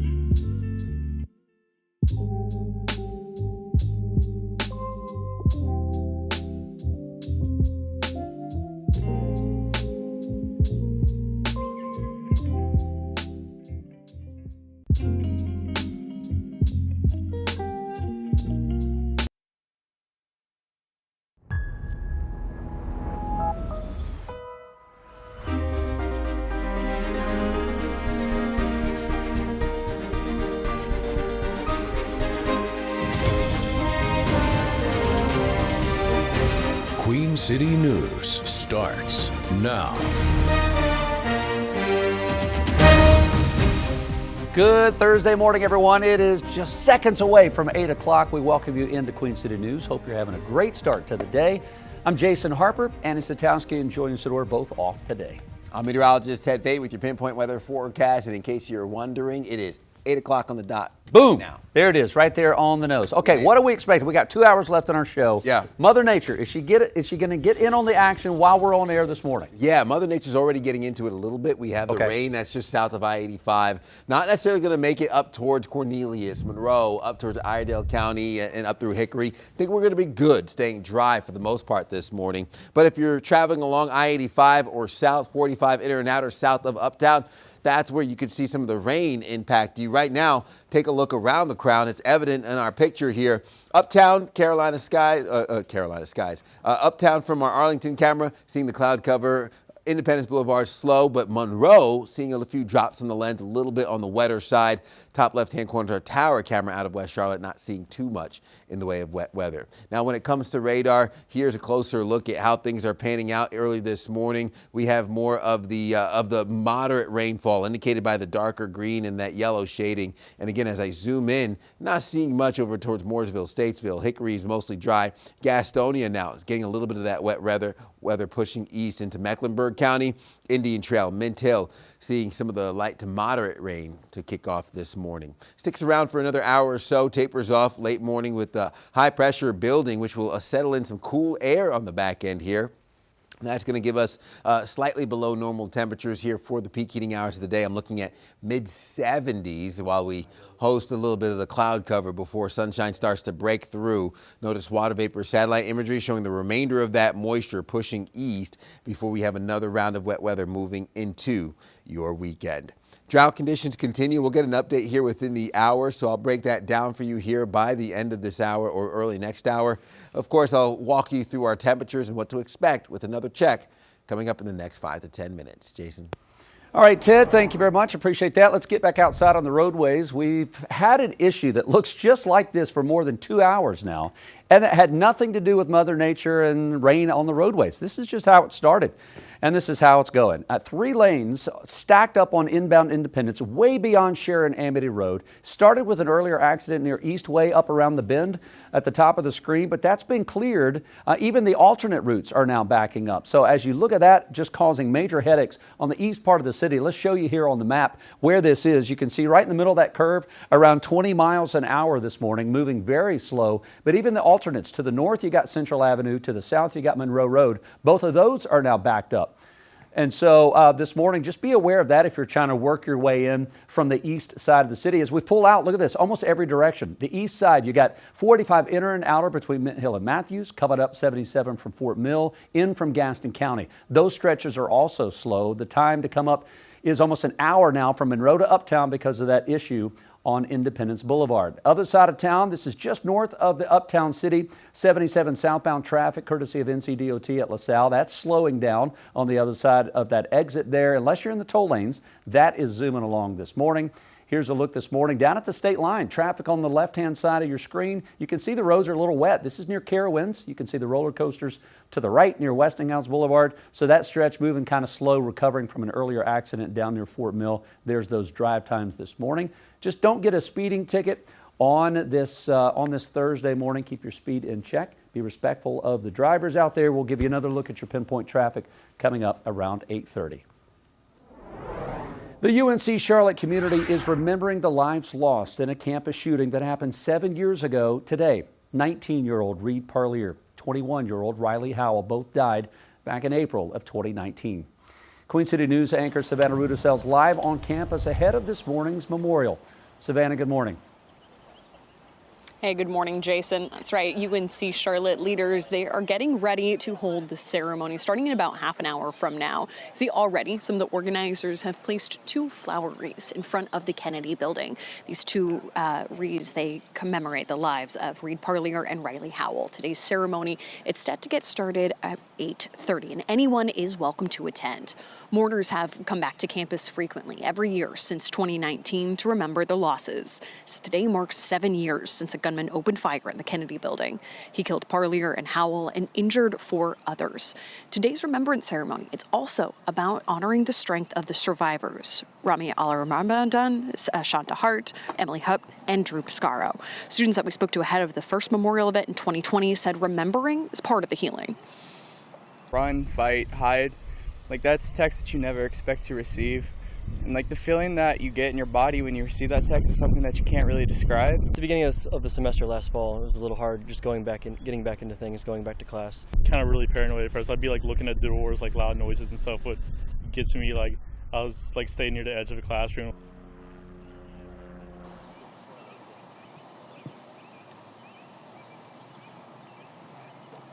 We are hearing, for those who are not able to visit in person today, that they do have an online digital archive, some of the oral histories, what people remember from that day, as well as many pictures and videos, both of survivors and of the victims. Now, today, those who are on campus, they can still see some of the impacts from that shooting, as right after the attack, university police stepped up their presence on campus, and they also made some major upgrades to the campus-wide alert system, the way that officials communicate with students, faculty members during a crisis situation such as the shooting. Now, again, supposed to start at 8:30 here this morning, and we will bring you live pictures from the events just as soon as it begins. Reporting live at UNC Charlotte, Savannah Rudisell, Queen City News. Savannah, thank you very much. Appreciate that. 8:06 right now. Defense Secretary Pete Hegseth is back on Capitol Hill for a second day of tough questioning. Senators will get their first chance to press the Pentagon chief after a contentious, nearly 6-hour hearing in the House yesterday. News Nation's Washington correspondent Margaret Chadbourne joins us this morning. Margaret, are lawmakers getting any kind of clarity from the Secretary on the war's timeline or the price tag? Good morning, Jason. Secretary Hegseth is avoiding giving a clear answer on how long the war in Iran might last. But for the first time, the Pentagon has revealed that the conflict has cost the U.S. $25 billion. Senate Democrats will press Hegseth on that figure later today, while Republicans are backing the mission and will mainly stick to questions on the military budget. Shame on you. Defense Secretary Pete Hegseth clashing with lawmakers on Capitol Hill. A House hearing with top defense officials meant to review the Pentagon's record $1.5 trillion budget request for 2027 quickly turned heated Wednesday as Democrats pressed the secretary on the war in Iran. The president has got himself and America stuck in a quagmire. Democrats demanding answers on the cost to Americans as disruptions in the Strait of Hormuz send gas prices skyrocketing. You're saying it's a gotcha question to ask what it's going to be in terms of the increase? Why won't you answer what it costs to prevent Iran from getting a nuclear bomb? For the first time, the Pentagon's top brass putting a price tag on the conflict, estimating it's $25 billion so far. Most of that is munitions. Democrats aren't convinced. Seems like that is really underestimating the true cost. Republicans defended the administration's military mission and focused on the broader budget. We're Americans trying to ensure that our country is well defended. Hegseth and Pentagon leaders will again make the case today for more drones, warships, and missile defense systems when the Senate Armed Services hearing gets underway. Democrats on the panel, including Michigan Senator Alyssa Slotkin, say they'll press for clarity on the war's objectives and how it ends. How we're going to pay for that war and how we're going to get 50,000 troops that have now been moved into there, eventually back out. Beyond Iran and the budget, Secretary Hegseth is expected to get pressed on growing turmoil inside the Pentagon. There's been a number of recent firings of high-ranking military officials. Senators will also ask him about the growing threat of China's military and funding for Ukraine. Jason? Margaret Chadbourne live in Washington. Margaret, thank you for that update. Appreciate that. Attorneys for current and former NC State University officials want a judge to dismiss an ongoing sexual abuse lawsuit. More than 30 former student athletes accuse former athletic trainer Robert Murphy of inappropriate conduct. Defense attorneys say that the claims are too vague, and they don't contain specific allegations. They say the suit should be dismissed because of the statute of limitations. But attorneys for the accusers say the case is about accountability. NC State normalized the conduct of this athletic trainer. They made it where you had to do it. They allowed it to continue. They allowed it to continue for years. Not only did they allow it to continue, they promoted it. NC State removed Murphy from his position after the initial allegations went public. The judge's decision is now pending. South Carolina Lieutenant Governor Pamela Yvette is blasting SC State University's decision to revoke its invitation to have her as its graduation speaker. Officials at the state's only historically black university made the decision yesterday after student protests. Students say inviting the Republican candidate for governor to speak goes against the school's mission and values. Yvette is now calling campus protesters a, quote, woke mob. Another reason I'm out here is because we all need a voice. If not us, then who? Who will speak for us if the body doesn't speak for itself? SC State officials say that they canceled Yvette's graduation out of an abundance of caution for safety.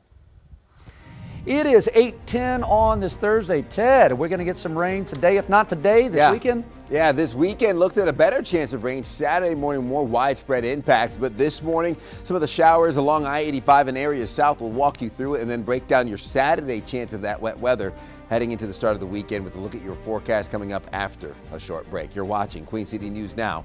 The most honored and the most local news in Charlotte. We'll be right back.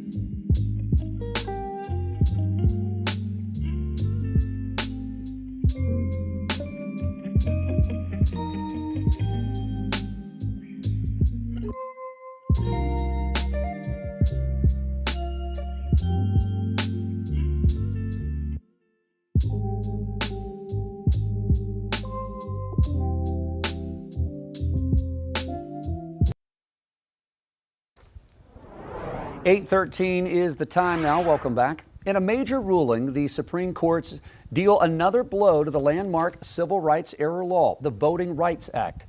The ruling could pave the way for states to redraw majority-minority congressional districts, giving Republicans more seats in Congress. Joining us now, our chief legal analyst, Khalif Rhodes. Khalif, this is a big news, right? Big headline legal news this morning. I can already see you kind of grimacing because what the courts are doing here, this ruling really narrows a major part of the Voting Rights Act. Take us, I guess, simplify this if you can. Yes. What are the courts saying when it comes to race when drawing maps? Well, the court is saying a whole lot. Let's start there. And yeah, you're right. This is a lot to try to unpack. I will try to do my best with doing that. Remember, I'm a former law school professor, so I'll take and give a portion for how we got here first, because I think context is crucial. And so 1965, Congress passes the Voting Rights Act, and they wanted to do it for a number of things. Systemic racial discrimination that prevented Black Americans, especially in the South, from voting despite constitutional already guaranteed rights, right? 15th Amendment comes in the Act 1870s. It bans racial discriminations. So African Americans should be having the right to vote. But states in the South, like here in North Carolina, they used workarounds to get around allowing African Americans to vote. Literacy tests, poll taxes, understanding clauses, intimidation, and violence. And so although on paper blacks had the right to vote, millions were blocked from even getting there. Less than 5% of eligible African-American voters during that time were unable to vote. And so what did Lyndon B. Johnson do? He addresses Congress and he framed it as a moral issue. He says this issue wasn't just a law, it's whether the United States would actually enforce its constitutional rights. So now you fast forward to 1965, they passed the Voting Rights Act, and then the court steps in and does something crazy and goes in Mobile versus Bolden. It says if you can't basically point to specific discriminatory intent, proof of intent, then this doesn't mean anything. Congress says, oh, thank you, court, for telling us this. And Congress went to action in 1982 and said, we'll give you guys specifically what we're saying. You don't have to give proof of intent. It can be proof or intent or actual results based on what they've done. So either would work. And so yesterday's decision didn't occur just yesterday. I'd say 1982 was when the erosion, or at least the attack on the Civil Rights Act started. Once Congress said, look, you guys need to do more, that the courts aren't upholding what we're telling them to do in 1965, they go in 1982 and say, this is exactly what you need. It is strongest that we can make it. It's not just proof, it can be proof or results. And since then, the courts have attempted to roll that back and back and back. And yesterday was it probably the furthest the courts have went. Well, and Khalif, help our viewers understand why this ruling in Louisiana doesn't just affect Louisiana, it affects the whole country. And maybe what warning or something that you see long term because of what happened? Well, this is going to have massive impact on elections. I mean, there is a rule in place, a court case in place that says something that a rule like this can't impact this upcoming election. Right. Even though Alito in his decision didn't address it. It's called the Purcell Act. He didn't address that portion. But because of that, these implementations shouldn't be able to take place on this upcoming election. But going forward, I mean, you're talking about earthquake-size changes to the way folks can draw maps. Previously, and this is another erosion by the court, you had to get the approval of the Department of Justice before you can draw a map.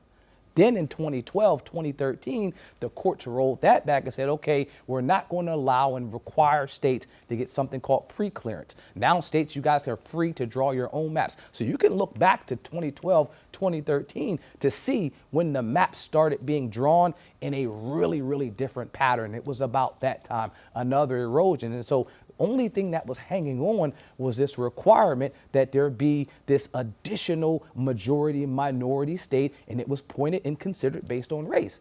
Yesterday's opinion basically rolls that back and rolls back what Congress said in 1982, that yes, if you can't point to specific proof, then you're not really going to have a stance or a chance proving and prevailing in this type of case. And so moving forward, they're sending it back to the lower court. Didn't give the court much guidance on if they should require new maps, when they should require new maps. Alito just single-handedly said the 1982 decision by Congress is kind of not there anymore. We've got congressional map issues going on. The fight is going on in Virginia. We talked about this yesterday. We've had congressional gerrymandering and issues going on in North Carolina. Yeah. Does this directly impact North Carolina, if not the midterms coming up this November, 2 years from now? Absolutely. This affects every state. Virginia, Texas, Georgia, Florida. These are states that already have changes that are pending right now. Louisiana, because this was at the center of this case. I mean, Louisiana is why this case was brought. But even if you look back, Louisiana was defending the maps. All the way up into this process, we're saying, hey, we're doing what the Constitution requires. The best thing about this is it allows our government to work as it's supposed to. I'll take it back to 65 and 82. Congress enacts something, the courts make a major decision by the Supreme Court, and Congress takes action. And so at some point, either Congress will take action after this decision, may not be in 2026 or 2027, and say, hey, the courts got it wrong. And because the courts got it wrong, we'll give you exactly what you guys are missing. And I think that will happen. It just won't happen in this next upcoming administration. I mean, North Carolina still has a GOP, Republican-controlled, General Assembly. Is this, like who wins? Who do you feel like benefits the most from this decision yesterday? Individuals that would like to draw maps that don't have to consider race as a basis in terms of if it will have a discriminatory impact on African Americans or people of color in general in creating voting districts. Okay. This was put in place because there were whole sections of individuals that just weren't given the right to vote. And then the secondary effect, again, that 1980s aspect, was that even if you were given the right, your votes were diluted so much that it was meaningless, that they would place affects you in so many different areas that, yeah, you'd vote here and your neighbor would vote all the way across town to make sure that your voting block was meaningless. And so in essence, it has gutted the very reason for why we have it. That's why I started with saying we have to go back to why we had this. You have this because there were things, and there are still things that are happening to dilute the opportunities for you to have your vote count. So if you're voting, yes, that's great. But if your vote doesn't count because they've placed it in 7 different places and now you can't vote for the representative of your choosing, then are you actually voting? The legal shockwaves are just now being felt. I mean, this is going to be rumbling for quite some time. There we go. I appreciate that, Khalif. Thanks for that. Just a snippet of what constitutional law class would look like if Khalif was your professor. 4 hours, though. Oh, 4 hours. We don't have time for that. We are out of time right now. I hear the bell ringing. Ted, all right, take us to class as far as science this morning. What are we expecting? Yeah, all classes in session as we have those showers moving up north and east, starting to head along that I-85 corridor, still impacting our South Carolina counties and areas east towards Rockingham, Monroe, and Union County. Seeing some of the moderate rainfall here this morning, holding on to the yellow and the darker green shading, indicating where more of that aggressive rainfall is set up. So putting the clock into motion, we could see how the showers have mainly stuck to the south of I-85. So north, just getting a little bit of a rogue pop-up shower or two here. That's going to be heading up towards Huntersville into Cornelius. Again, maybe just the light showers, but I'm not expecting the brunt of that rainfall to impact you north of Uptown.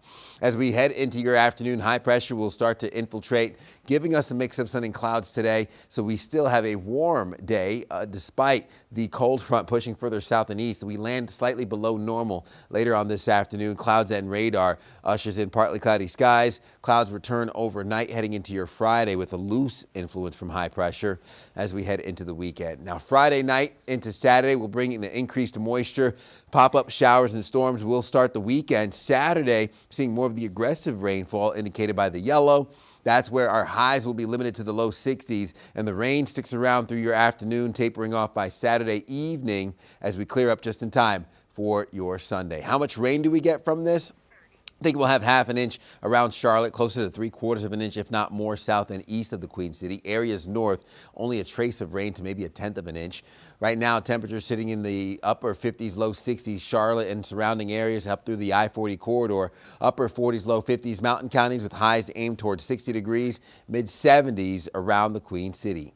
Overnight lows will bottom out on the chilly side, upper 40s and more in the way of the low 40s, upper 30s in our mountain counties. Low 60s kicks off your weekend with a gradual warming trend getting us back into the 70s and 80s heading into the mid portions of next week. You're watching Queen City News Now, the most honored and the most local news in Charlotte. We'll be right back.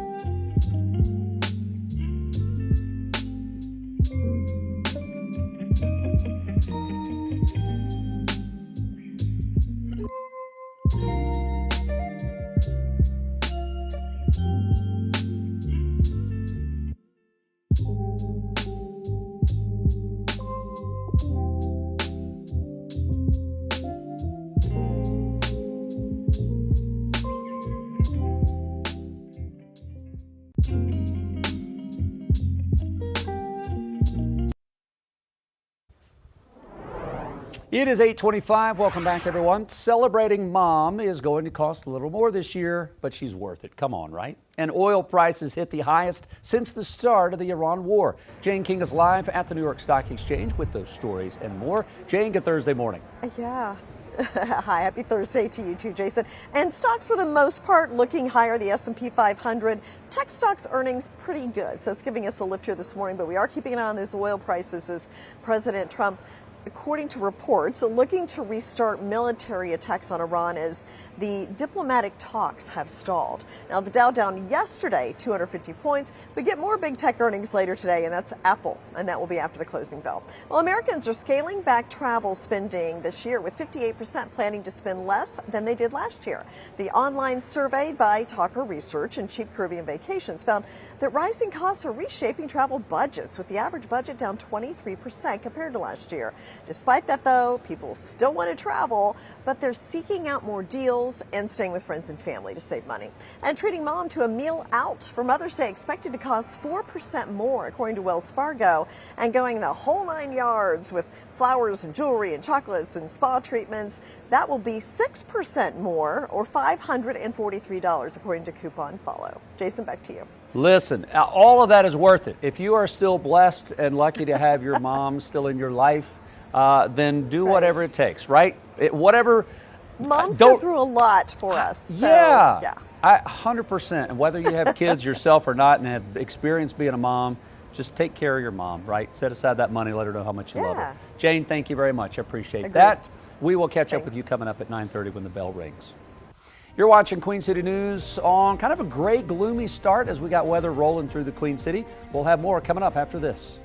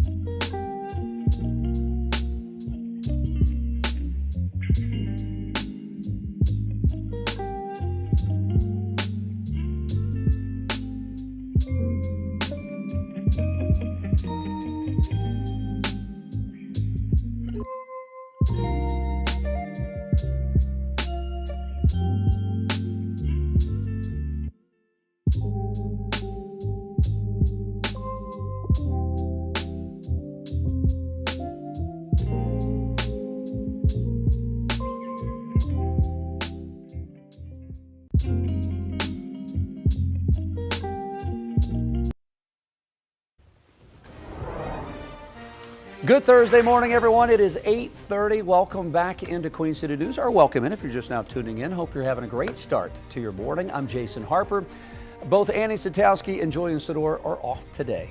I'm meteorologist Ted Payton with your pinpoint weather forecast. At this time, we have a bit of a tale of two cities depending on where you are. If you're north of I-85, mostly dry out there. South of I-85, you're going through it when it comes to that rain. So Mother Nature it was not a blanket approach here. I'm going to bless everyone in the viewing area. Oh, no, yeah. Mother Nature is very not defined. treating everyone equally right now. Yeah. Seeing a little bit of a favoritism towards the areas south of I-85 for those who need the rain and want the rain. Our drought conditions still holding strong as we keep an eye on radar here this morning. The camera out of West Charlotte showing the Queen City in the distance. Haven't seen much rain over uptown, but does not mean we're out of the woods yet. We still have that moisture just to our south, indicated by radar here as we continue to push that moisture further east. Severe thunderstorm warning, that's down towards the coast, towards Georgetown, South Carolina.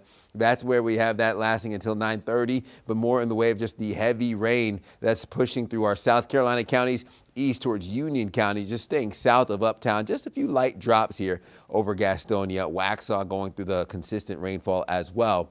Putting the clock into motion for the last hour, you see this is taking mostly an eastern track, staying out of areas north towards Lincolnton, Iredell County, and I-40 corridor, mostly dry for the start of your Thursday.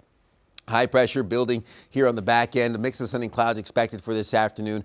I'm thinking temperatures will peak slightly below normal for this time of year as we push that water vapor satellite imagery further east and continue to hold on. Here's your update for when it comes to your drought conditions. Zooming in just east of Charlotte, we officially have level 5 out of 5, the exceptional drought. Indian Trail, Monroe, just south of Concord. So that's going to be an issue as we continue to deal with the lack of moisture here in the Carolinas. I'll break down more of your forecast coming up in the next 10 minutes. Jason. All right, Ted, thank you very much. Appreciate that. Well, that split in the rain that Ted was talking about can be seen and felt throughout the Queen City based on where you're driving this morning. We're looking at inbound Independence this morning. They've had a little bit of rain this morning, and here's what I want you to look at this map. For the last 2.5 hours, the entire right-hand side, those 3 lanes on the right headed up into Uptown, have been stop and go brake lights for 2 hours. Now we're not seeing that. That's really good news. Things are starting to free up around the bend. It's still slow up around that corner, but much better than it was, which will hopefully alleviate some of the other issues which we had on Central Avenue and Monroe Road. Those are always your alternates, but those are still slow. You can see inbound Independence is around 20 miles an hour all the way into Uptown. So hopefully we'll get some relief in the next 30 minutes or so before we wrap up at 9 o'clock. As we pull out a couple of issues around the Queen City, some of that's really based on just volume and if the rain has fallen wherever you might be. Here's some drive times. That slow stretch from Monroe, it was up to an hour. Now it's down to 46 minutes. So it's improving slowly but surely. Here's a look just north of Uptown. 77 southbound traffic is stop and go right there by LaSalle Street, trying to work its way into Uptown. Down near the state line near Carowinds, you can see the roller coasters off to the right. Look at the roads. You can see the road spray from the rain, the water there. That's right near Westinghouse Boulevard. This is where it splits. 485 is going off to the left. 77 is straight down the center, but they're having to deal with wet roads this morning. Here's some drive times from Gaston County, down from Lake Norman, up from Rock Hill. Just don't speed, no matter if the roads are wet or dry. Wherever you are, you don't want to start the day with a speeding ticket. We'll wrap up your pinpoint traffic at the top of the 9 o'clock hour. It is a somber day here in the Queen City. Today marking 7 years since a gunman opened fire in the Kennedy building on UNC Charlotte's campus, killing 2 students, Reed Parlier and Riley Howell, injuring 4 others. What you're looking at live right now are the families impacted by the 2 lives that were lost, the 4 lives of those that will forever be changed, that were injured, and all the other students that have been dealing with the emotions of what took place 7 years ago and still thinking about it today. This Kennedy building, they're having a live wreath-laying ceremony getting underway right now to honor those victims. A moment of silence this morning, a moment to reflect about the past 7 years, a memorial where you can go today to pay your respects and again to pause for a moment of reflection. In other news this morning, Gaston County voters could soon get a say in how much extra their teachers are being paid. They could vote on a sales tax to provide money for teacher supplements. Gaston County commissioners may put a 0.25% sales tax on the upcoming November ballot if they get state approval. Queen City News anchor Caroline Boyer tells us how it could work. This would be applied to any purchase that typically has a sales tax and would raise it by 1/4%. That means an extra 25 cents for every $100 spent. Commissioners tell me they believe this is the best way to make sure Gaston County Schools is recruiting and retaining quality teachers. Something like this to me is a small sacrifice to help children. Teachers are always like giving back to their classrooms, like it comes out of their own pocket. So our sales tax going into their pocket, which inevitably goes to our children, I support that. The feeling is mutual among the Gaston County voters I talked with. Anytime we can back the teachers and do anything, and it's a quarter, right? Me and you, we're gonna throw away those pennies every day anyways. They're on board with a potential 1/4% sales tax to add to Gaston County teachers' base salaries. We spend taxes on a lot of other wasteful things, so this definitely would be important. Commission Vice Chair Bob Hovis is heading up the idea and presented it to commissioners during their April 28th meeting, where dozens gathered wearing red to support public education funding. This is the most straightforward and most practical in my opinion, and I think the public would see it that way too. He's asking the North Carolina General Assembly to repurpose a transportation sales tax the county never implemented and turn it into an educational sales tax. This is a sales tax that we have been given authorization to ask for voter approval, but we've never put it out there for voter approval. All we're asking is repurpose it into an area that we could use that. If approved, the extra tax is expected to create between $9.5 and $11 million each year. About $6.7 million of that would go toward teacher supplements, meaning each teacher would get about $3,400 more than they are now. We move our teacher supplement to the average, to the middle of that, which will be $7,554 per teacher on average. Currently, we're at $4,082. The remaining funds could be used to supplement other educational needs. I happen to be a substitute for Gaston County Schools. Anything to help the teachers. They have a difficult job. They are much needed. Anything to support the teachers is important, and I would absolutely support that. If commissioners can get approval to bring it to voters, it may not be a hard sell. Teachers are our most important position that we can have here in Gaston County. By investing in our children, we invest in our future. We should know by the beginning of June if the 1/4-cent sales tax will make it on this November's ballot. If not, Commissioner Hovis tells me the board will have to get creative to find ways to increase teacher supplements. In Gastonia, Caroline Boyer, Queen City News. Mecklenburg County officials are denying allegations about problems with inmate housing and care at their detention center. They posted a video to YouTube last night of the jail's commander addressing claims from a recent letter from a group claiming to be the National Association of Upward Mobility. According to the commander, the letter refers to inmates being forced to sleep on the floor, running out of toilet paper, and not receiving proper medical care. But officials say the letter is not accurate. Due to the current population levels within the facility, some residents may be assigned to stagger bunks, accommodations which are approved sleeping arrangements used in correctional facilities. Officials also showed images of cases of toilet paper being there in stock, saying they've got plenty of those supplies. We could not find an official listing for a group called the National Association of Upward Mobility. Deputies say they have busted a cross-country retail theft ring operating out of Union County. Investigators say an out-of-state law enforcement agency tipped them off to the scheme. According to their report, it involved recruiting people across the U.S. to steal items from retail stores and ship the stolen goods to the ringleaders in Union County. They say the items were then resold for a profit. Yesterday, deputies executed a search warrant at properties tied to the suspects and their businesses, recovering $250,000 in stolen merchandise. They arrested 55-year-old Deanna Morzinski and 42-year-old Luis Ospina on organized retail theft charges. A judge set their bond at $500,000. Ospina is also facing charges of failing to register as a sex offender and probation violation. North Carolina lawmakers are considering a measure intended to protect children on social media. The bill would require users between the ages of 14 to 16 to get parental consent to open an account. Anyone 13 or younger would be banned from those sites. Social media companies would be required to verify users' ages or face fines of $50,000 for each violation. Social media and our kids. It's the #1 tool for predators to go after our children. Number two, if you look at any of the studies that are happening with in the psychiatry industry, there's nobody that says that kids being on social media all the time is a great idea. House lawmakers have already passed the measure. It's now headed for the Senate Judiciary Committee for consideration.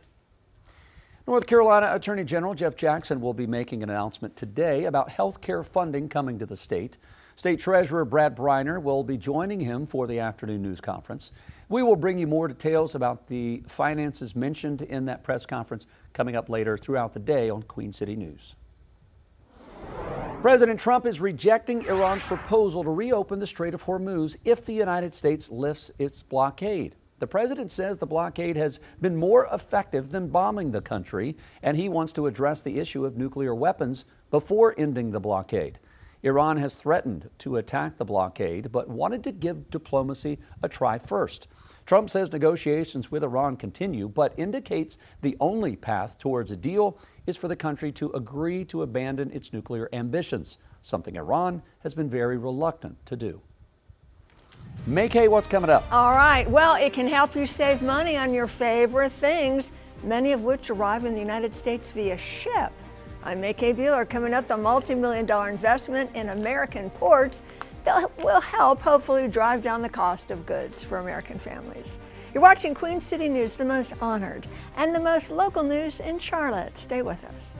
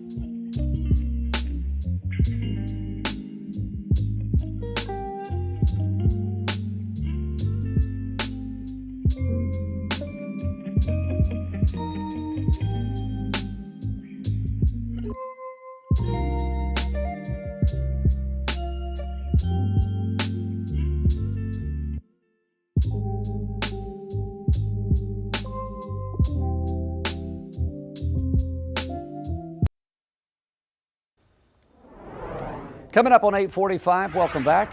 Do you want to save money on your favorite things? Who doesn't, right? Many of which arrive here in the U.S. via ship. An unprecedented investment may help as President Trump commits to restoring U.S. maritime dominance. He has blessed the U.S. Department of Transportation to invest nearly $800 million in American ports to make it so. Chief Transportation Correspondent May Kay Bueller has more on this. This is interesting, May Kay. It's a lot of money. Yeah. And it's all about strengthening the supply chain. Officials say our nation's ports are an economic lifeline to the world, connecting manufacturers, farmers, energy producers, and consumers with markets abroad. Quote, U.S. ports keep our grocery store shelves stocked, our energy supply chains resilient, and our export market strong. That according to U.S. Transportation Secretary Sean Duffy. He says under President Trump's America First agenda, investing in our ports means investing in American jobs, economic growth, and national security, end quote. Now, the president's goal is to achieve a revitalized American maritime industry. The U.S. Department of Transportation's Maritime Administrator says the investment enables port improvements, including modernization. Quote, they will have generational impacts and enhance the nation's short and long-term economic competitiveness, end quote. Now, the investment is going to help drive down the costs of goods for American families. You know, the U.S. has more than 300 ports operated by states, counties, and private corporations. 37 projects receiving the money and awards are at coastal seaports, Great Lakes ports, and inland river ports. A full list of the coastal seaports was not named in the initial announcement. But you know, the Carolinas are home to major maritime gateways, the Port of Wilmington, the Port of Morehead City, and inland port in Charlotte, connecting shippers to the Port of Wilmington via rail, the Port of Georgetown, and the Port of Charleston, which is the deepest port on the East Coast. Jason? All right, interesting. Looking forward to seeing how we can benefit from that. Make-Hay, thanks.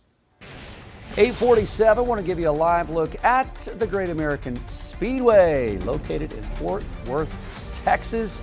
Look at this track. We've been watching the sunrise. That huge screen apparently is bigger than ours in Charlotte. Wah, wah. They call it the Hoss, Big Hoss, I think is what they call it out there. This speedway is known for having no limits. Race fans are ready for all the action this weekend. The Craftsman Truck Series kicks off tomorrow with the SpeedyCash.com 250 at 7 o'clock. The Andes Frozen Custard 340 O'Reilly Auto Parts race is Saturday at 2:30. Then, of course, the main event, the Worth 400 on Sunday. And we know everything's bigger in Texas, which is why we are giving you a supersized version of Around the Track this week, complete with the return of America's favorite crew chief, Larry McReynolds. Our Carolina Sports Live team will be headed down to the Lone Star State for our Around the Track coverage. The green flag drops for the Worth 400 this Sunday at 2:30.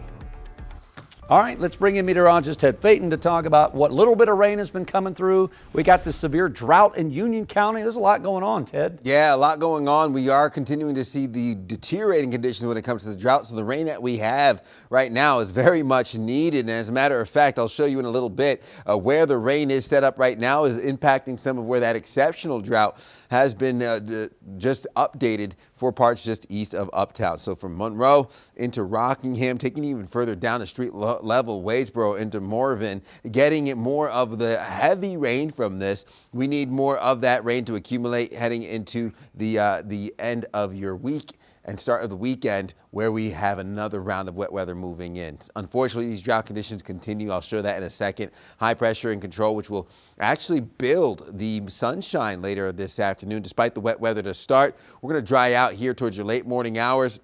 Looking at a mix of sun and clouds and highs climbing into the mid-70s. Cloud cover returns Friday with that moisture limited to our south. We'll bring in another round of wet weather, this time more widespread impacts as that low-pressure system sits off the southeast coast, giving us heavy rain for your weekend, Saturday morning into the afternoon. Some lingering showers stick around heading into your Saturday evening.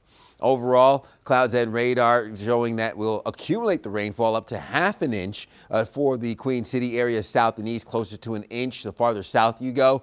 We need that rain with the dark red shading showing the exceptional drought, which is level 5 out of 5. Now the severe drought, or the extreme drought rather, impacting our entire area with the exception of our extremely higher elevations for our mountain counties.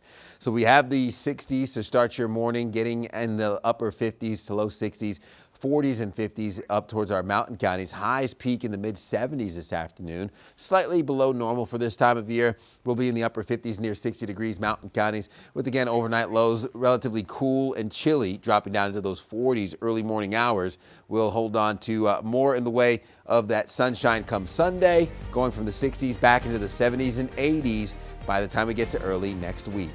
You're watching Queen City News Now, the most honored and the most local news in Charlotte. We'll be right back.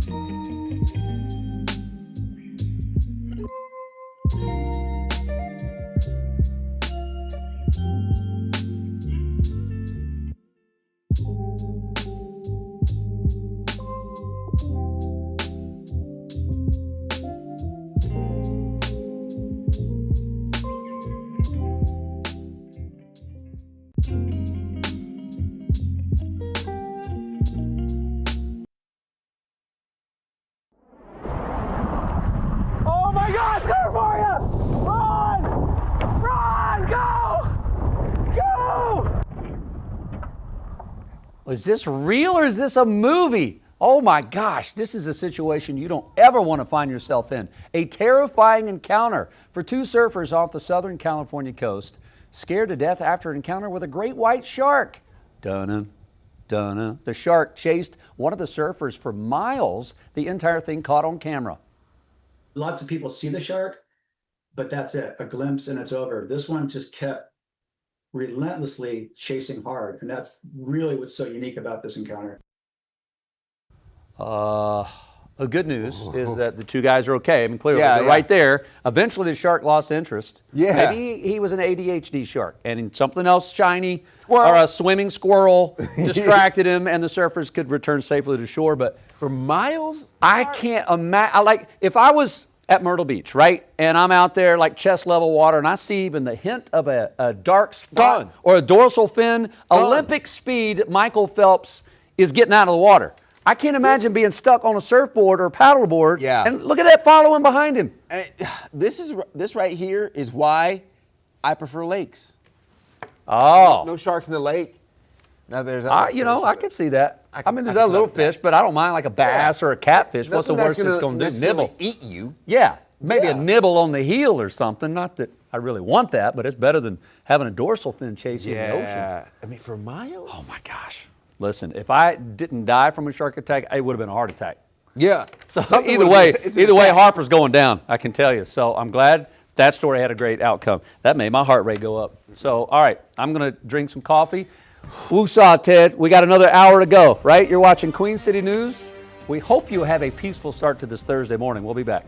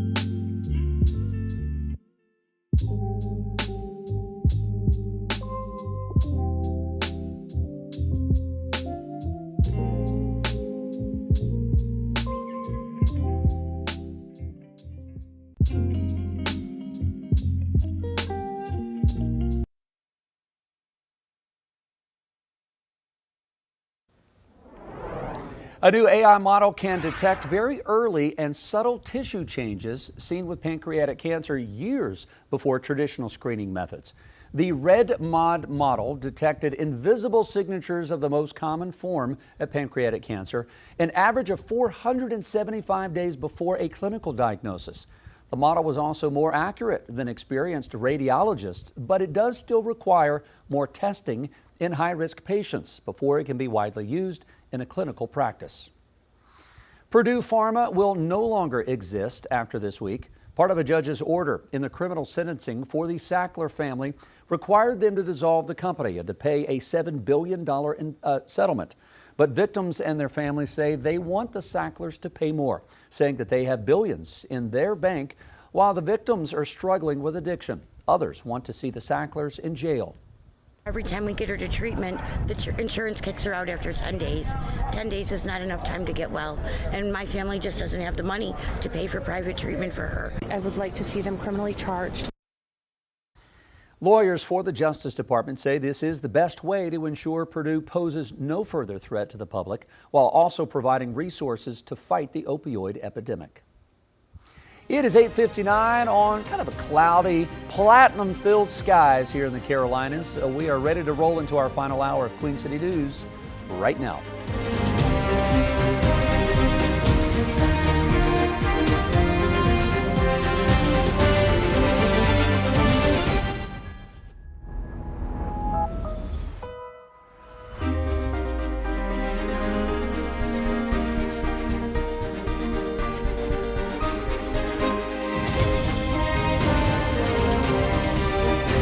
Queen City News starts now. Hey, good Thursday morning, everyone. Welcome into the 9 o'clock and final hour of Queen City News this Thursday morning. I'm Jason Harper. Joyen and Annie are both off today. I'm meteorologist Ted Payton with your pinpoint weather forecast, and we're going to hold on to some of the showers along the I-85 corridor in areas south, but drying out this afternoon with some peaks of sunshine. Oh, well, there we go. I don't mind the mix of a little bit of rain and sunshine later. Like in the springtime when you're trying to water everything and get out of the drought. That's a good combo. Yeah, it is a good combo. Now we need more of that rain to get out of the drought, which has gotten worse. Exceptional drought as we head into the areas just east of Uptown. Drops on the lens now for Charlotte Motor Speedway. A few of those showers making it north of I-85 into Concord and continuing to push further into parts of our eastern Carolinas as we head into your later morning hours. So putting the clock into motion and taking you even closer, Rockingham getting some of the moderate rainfall here. Let's look at the last hour in terms of how that rain has tapered off over parts of Gaston County. Starting to dry out a little bit west of I-77, the brunt of that moisture now. Lancaster into Shra, Rockingham, Wadesboro, dealing with the brunt of this. Monroe, Indian Trail, holding on to some of the showers as well. There's Concord getting a little bit of the rain as we speak, but further north towards Mooresville, not getting much in the way of rainfall. Same goes for Statesville, the I-40 corridor, more dry than wet. I'm looking at high pressure building, giving us a mix of sun and clouds for the second half of today. Temperatures will stay slightly below normal for this time of year heading into this afternoon. Much of the country in that blue shading will have below normal temperatures as that cold front continues to exit to the south and east. Moisture quickly retreating to the east as we'll have some dry air in place as our drought conditions have only gotten worse here over the Carolinas here, continuing to look at our next best chance of rain coming into play on Saturday. I'll break down your overall setup here with another look at your forecast coming up in the next 5 to 10 minutes. Jason. All right, Ted, thank you so much. It's now been 7 years since the deadly shooting in a UNC Charlotte classroom. 2 students lost their lives. 19-year-old Reed Parlier and 21-year-old Riley Howell. Queen City News anchor Savannah Rudisell is live on campus this morning as university leaders honor those victims. Savannah, good morning. Hey, good morning, Jason. A wreath-laying ceremony just wrapped up here on the campus right outside of the Kennedy building. We've got 2 wreaths that now stand in front of the building, one for the 2 lives lost. You can still see some mourners are still around paying their respects and also honoring the strength of the survivors of that attack. Having these 2 wreaths out here with the opportunity for people to place more bouquets beside them, other pictures. This has been a very somber tradition here on the campus of UNC Charlotte since 2019. This attack happened on the last day of classes for the spring semester. 4 people were hurt and 2 people killed. 19-year-old Reed Parlier and 21-year-old Riley Howell died from their injuries. Investigators say Howell was shot while he was tackling the shooter, and they say he saved countless lives. The shooter was a former UNC Charlotte student who pleaded guilty to the attack, now serving a life sentence in prison.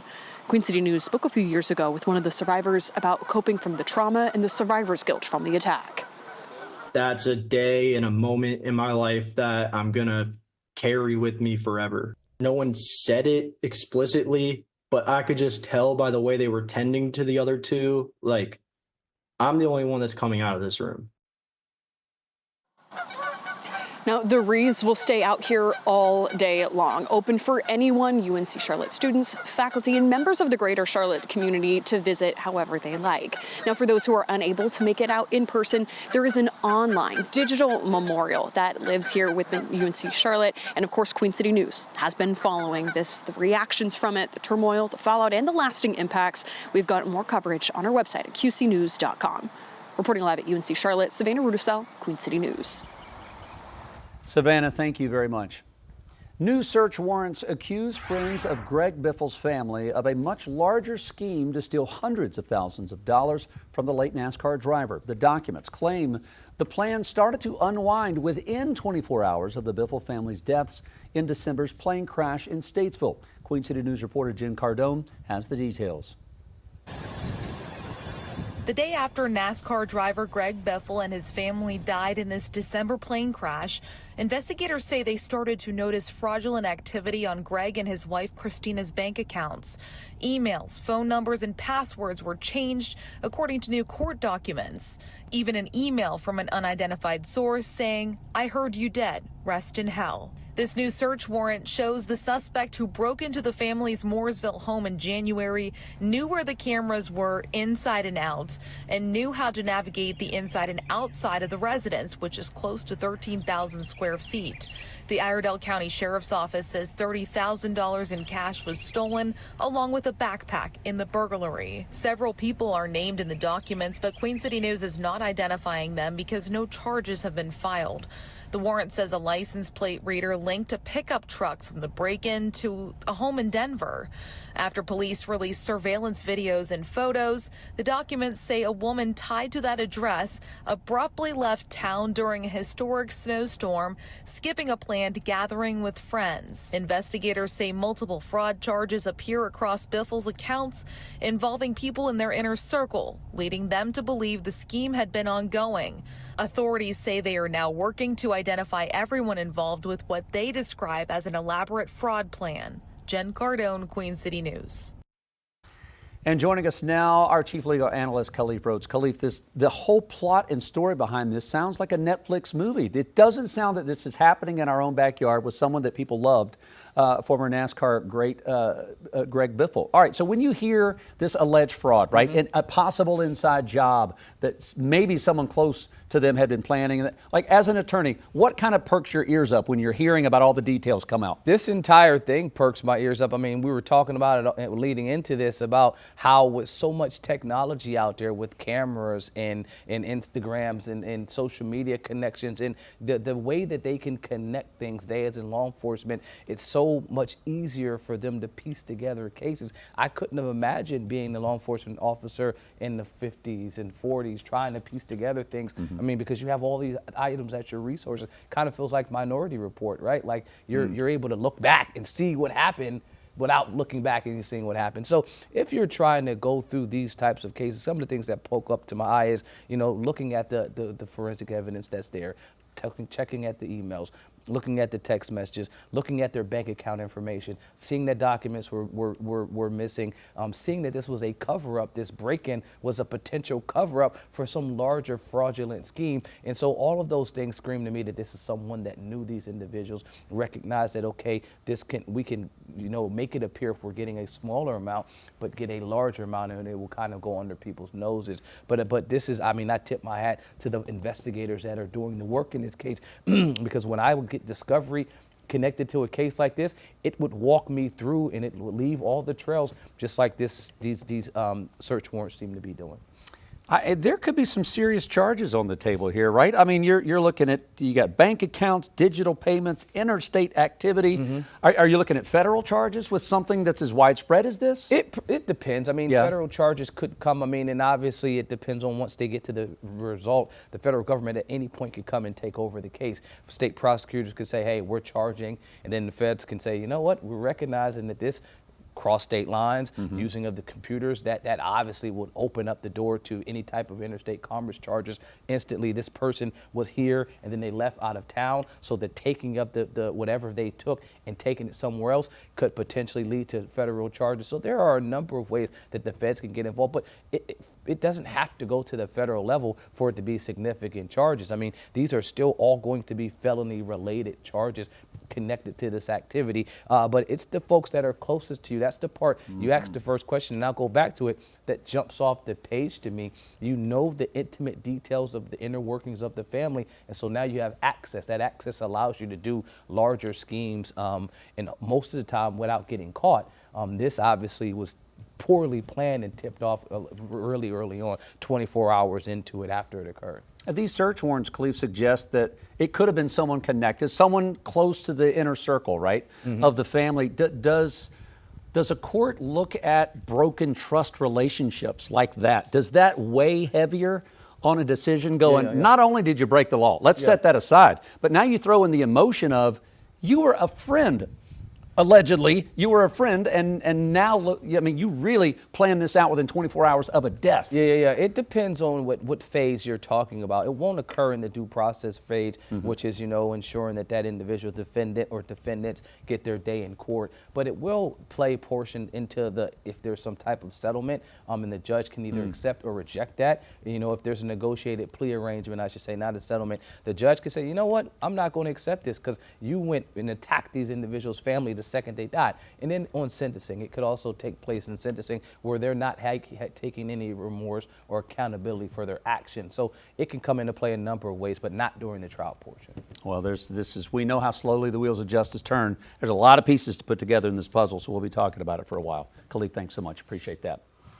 It is 9:10 right now. We need to bring in meteorologist Ted Phaeton as we're looking at what Mother Nature could do to try to help out over the next couple days, Ted. Yeah, first we could warm up, but we're going to cool down as we head into the weekend. 60 degrees right now, south-southwest winds, 7 miles per hour. We are looking at a cooler start with those cloudy skies locked in. More of the rain chances that pick up. That's going to limit our highs into the mid-70s through this afternoon. So low 60s, Charlotte, upper 50s, surrounding areas. Upper 40s to low 50s, Boone and Jefferson. Day planner hosting partly cloudy skies. Second half of the day after your morning showers taper off. We'll get into the 70s through lunchtime. Highs peak in the mid-70s, peak heating hours of the day. We'll have those scattered showers early on. North-northeast winds 5 to 10 miles per hour. Again, the rain chances drastically drop off after your 10 o'clock hour. Then heading into the afternoon, more dry than wet. We'll even get some peaks of sunshine with another chilly night on the way. This time dropping into the low 50s heading into your Friday morning. Highs limited to the low 70s, peak heating hours of the day. Average highs this time of year typically peak in the upper 70s. We're going to be well below that with the high of 62 degrees come Saturday. Gradual rebound back into the upper 70s, low 80s as we head into the first half of next week. I'll break down your full weekend setup here coming up with a check in the next 10 minutes. Jason.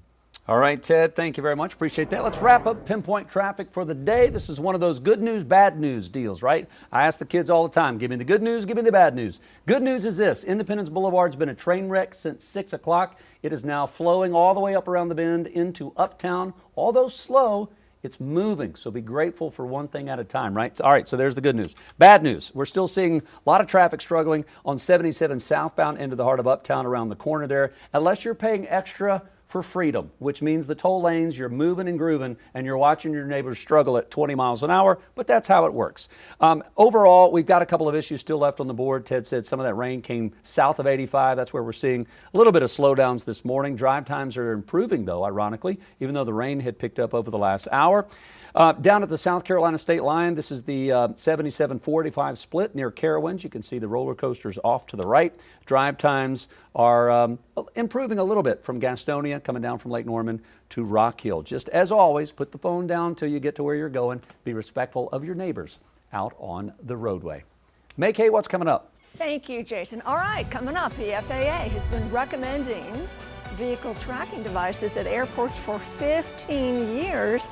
Yet some officials have not felt the need to comply until a deadly collision changed their minds. I'm May Kay Beeler. Coming up, I'm going to tell you about the important changes in the aftermath of the LaGuardia runway crash. You're watching Queen City News, the most honored and the most local news in Charlotte.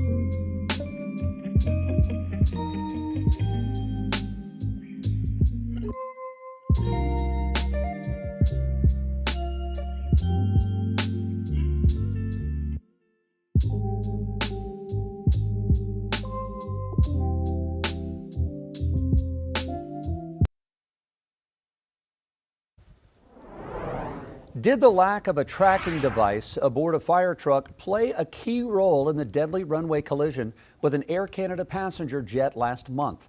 The National Transportation Safety Board's preliminary report on the LaGuardia Airport plane crash highlighted a missing transponder as a possible contributor in the crash. In the aftermath of the accident, those transponders are officially now being made available. Chief Transportation Correspondent and pilot May Beeler joining us when this report came out even earlier this week. I remember asking, why are these transponders, why are they not permanent? Why are these not mandatory after a crash like this? And I said, after this accident, they will be. Yeah. And here we are.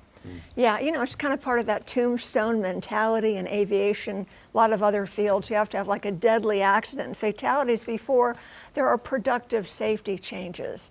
Well, transponders send a signal to air traffic controllers so they can pinpoint where specific trucks or vehicles are located on runways and taxiways.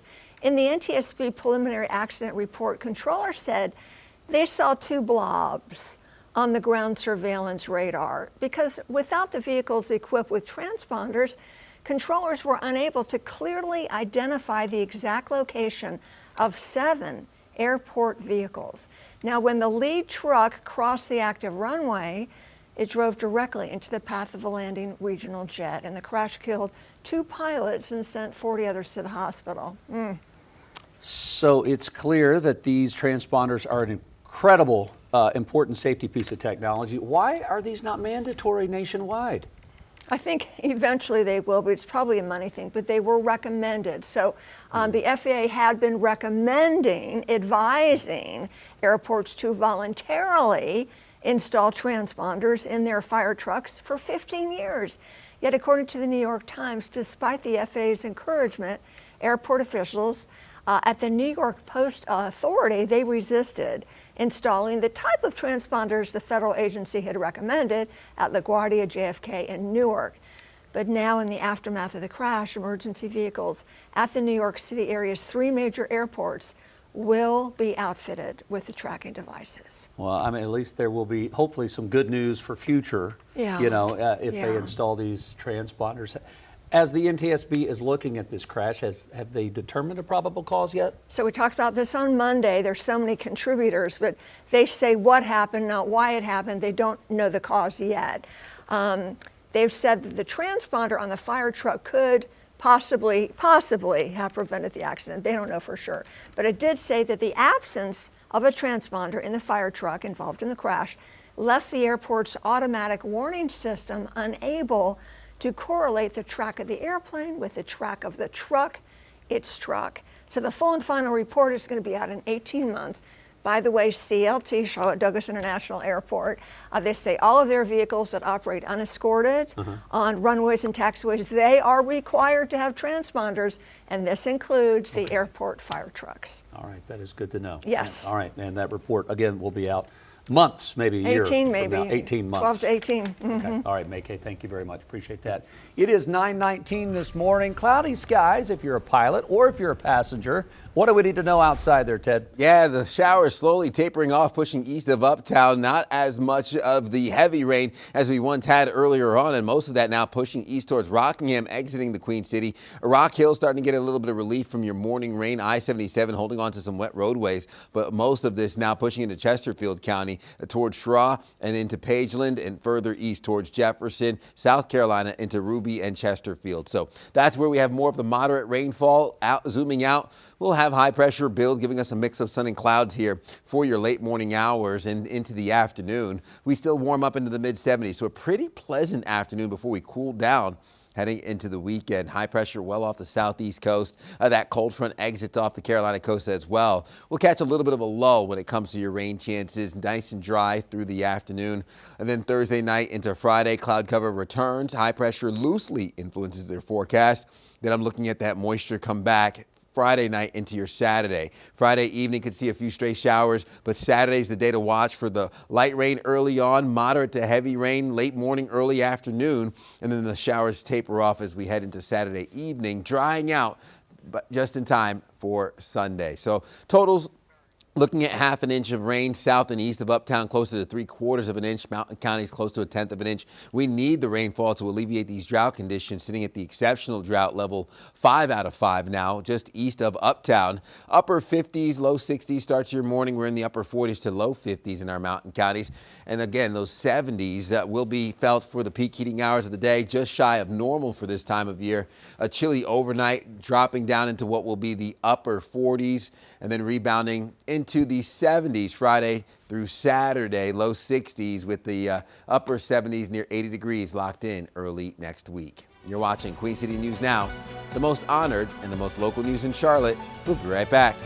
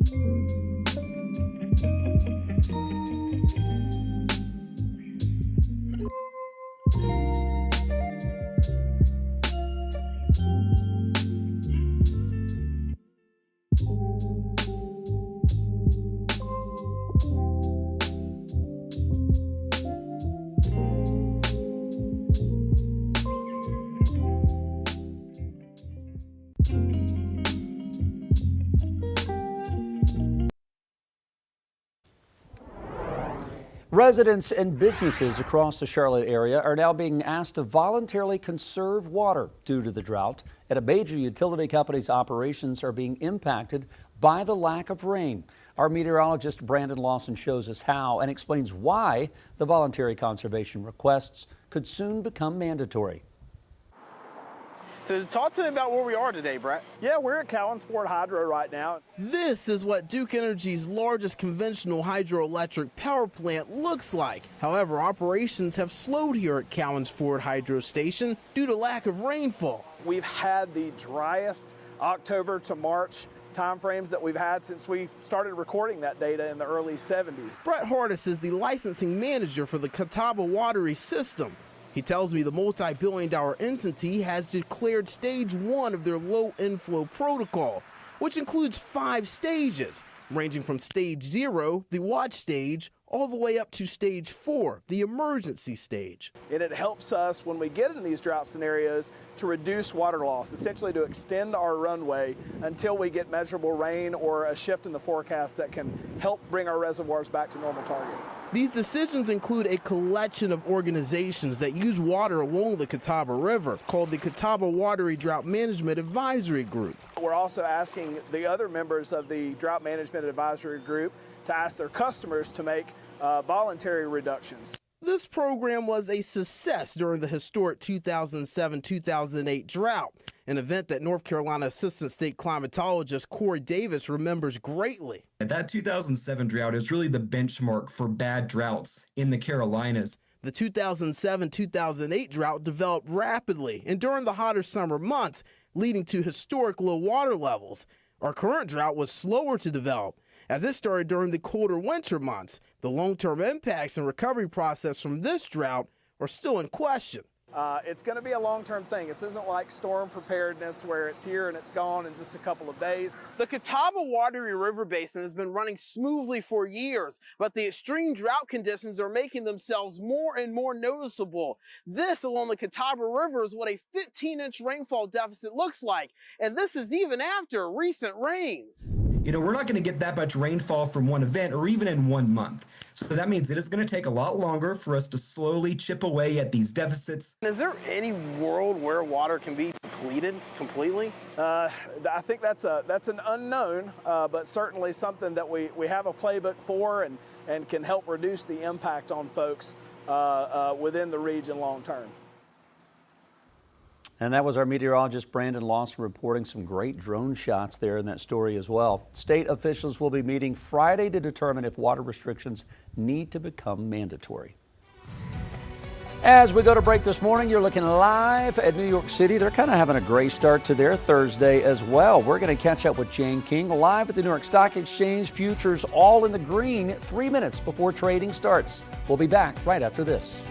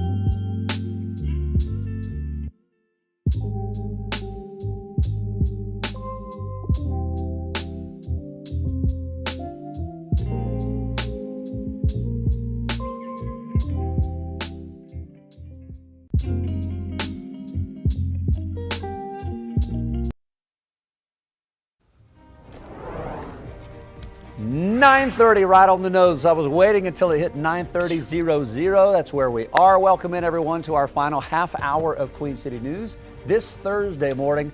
I'm Jason Harper. Join Sador and Annie Satowski both off today. I'm meteorologist Ted Payton with your pinpoint weather forecast, and we are still holding on to some of those showers, mainly south and east of Uptown, but I think we'll get some sunshine later this afternoon with some warm temperatures on tap. All right, well that'll be nice. We just saw that story from meteorologist Brandon Lawson about how how bad the drought has gotten, and let's hope combination of today and Saturday we make a little dent in that. Yeah, these are the days we need. The rain chances ramping up is going to be helpful, but still more dry than wet as we head out and about today. Unfortunately, the showers that we had for your morning, not enough to alleviate drought conditions, and already tapering off, pushing south and east. Monroe heading into Chesterfield County, getting the brunt of the heavy rain. Waxhaw, Fort Mill, even Rock Hill starting to dry out here with some lingering showers on the back end, leaving behind some wet roadways on I-77.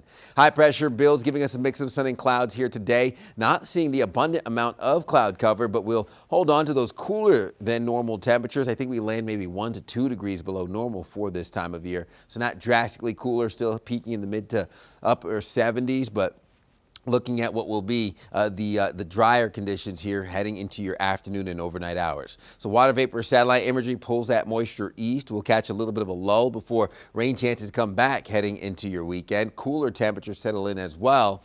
I'm looking at drought conditions still persisting, exceptional drought as I zoom in here just east. This is for Monroe heading into Indian Trail, up towards Mint Hill, Fairview, Unionville. You guys are under the exceptional drought, which is level 5 out of 5. The red shading is the extreme drought, level 4 out of 5, which includes our entire area. So as of right now, the morning showers tapering off. Next chance of rain comes into play on Saturday. That could be more widespread, heavy at times, which would be helpful, but we still need another few rounds to help start chipping away at these drought conditions which have taken hold around the Queen City. We didn't get here overnight. We won't get out of here overnight.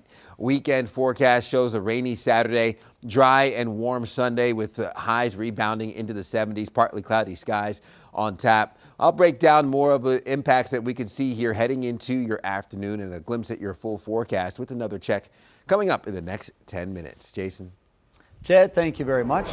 Demand for weight loss drugs is going strong, and oil prices hit the highest levels since the Iran war began. Jane King is live at the New York Stock Exchange this morning. Jane, how is the market reacting to oil prices rising? We're starting almost 3 minutes into trading day. Yes, Jason. So very interesting because the market's higher. Dow is up 270 points here this morning. We've got some really strong earnings from big tech. We'll hear from Apple later today. Now, oil prices, that Brent contract, Brent oil, the global contract, did hit a new high this morning as the Strait of Hormuz out of business. The world needs oil. There are reports that President Trump considering military strikes on Iran to break the diplomatic standstill. But U.S. oil is actually down, so it's kind of a mixed picture for oil here this morning, and that's how we're setting up so far today. Jane, the huge popularity of weight loss drugs is helping Eli Lilly now? Yeah, it just blew past estimates, so demand for its blockbuster weight loss drug Zepbound is off the charts. And then the company's new GLP-1 pill for obesity, it's called Fandeo, just launched. No sales numbers for it yet, but Eli Lilly is certainly seeing a lot of success with these weight loss drugs. Jane, you were just talking about Apple making big moves. They got earnings coming out later today. What do we expect from one of the biggest companies in the world as they're switching CEOs? So yes, this is the first earnings report since Apple announced that CEO Tim Cook will be stepping down. Now, Apple's perceived as being behind on AI, so investors will be listening to see what they plan to do to catch up. Of course, iPhone demand, that's still their main product. That's going to be key to today's earnings report as well. It comes after the closing bell, so I'm sure we'll talk about it tomorrow. I'm sure we will. Jane, thank you so much for your reports today. As always, we'll catch up with you early tomorrow morning. Thanks. 9:34 right now. Gaston County voters could soon get a say in how much extra their teachers are being paid. Commissioners may put a 1/4-cent sales tax on the upcoming November ballot to pump money into teacher supplements. Something like this to me is a small sacrifice to help children. Teachers are always like giving back to their classrooms, like it comes out of their own pocket. So our sales tax going into their pocket, which inevitably goes to our children, I support that.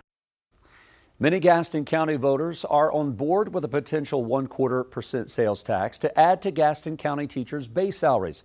This would be applied to any purchase that typically has a sales tax and would mean an extra 25 cents for every $100 spent. Commissioners are asking the North Carolina General Assembly now to repurpose a transportation sales tax that the county never implemented and turn that into an educational sales tax. If approved, the extra tax is expected to create between $9.5 and $11 million each year. About $6.7 million of that would go towards teacher supplements, meaning each teacher would get about $3,400 more than they are right now. The remaining funds could then be used to supplement other educational needs. We should know by the beginning of this June if the quarter-cent sales tax will make it on this November's ballot. Top Charlotte-Mecklenburg school leaders are at odds over how the district should spend its budget for the next school year. In a tense ending to Tuesday night's meeting, board members are delaying their approval of the $2.1 billion proposal. It's a move that seemingly surprised Superintendent Dr. Crystal Hill. The board's chair, who ended the meeting abruptly Tuesday night, explained their rationale to our chief political correspondent, Andy Weber. Madam Chair, it's 8. All those opposed? 1.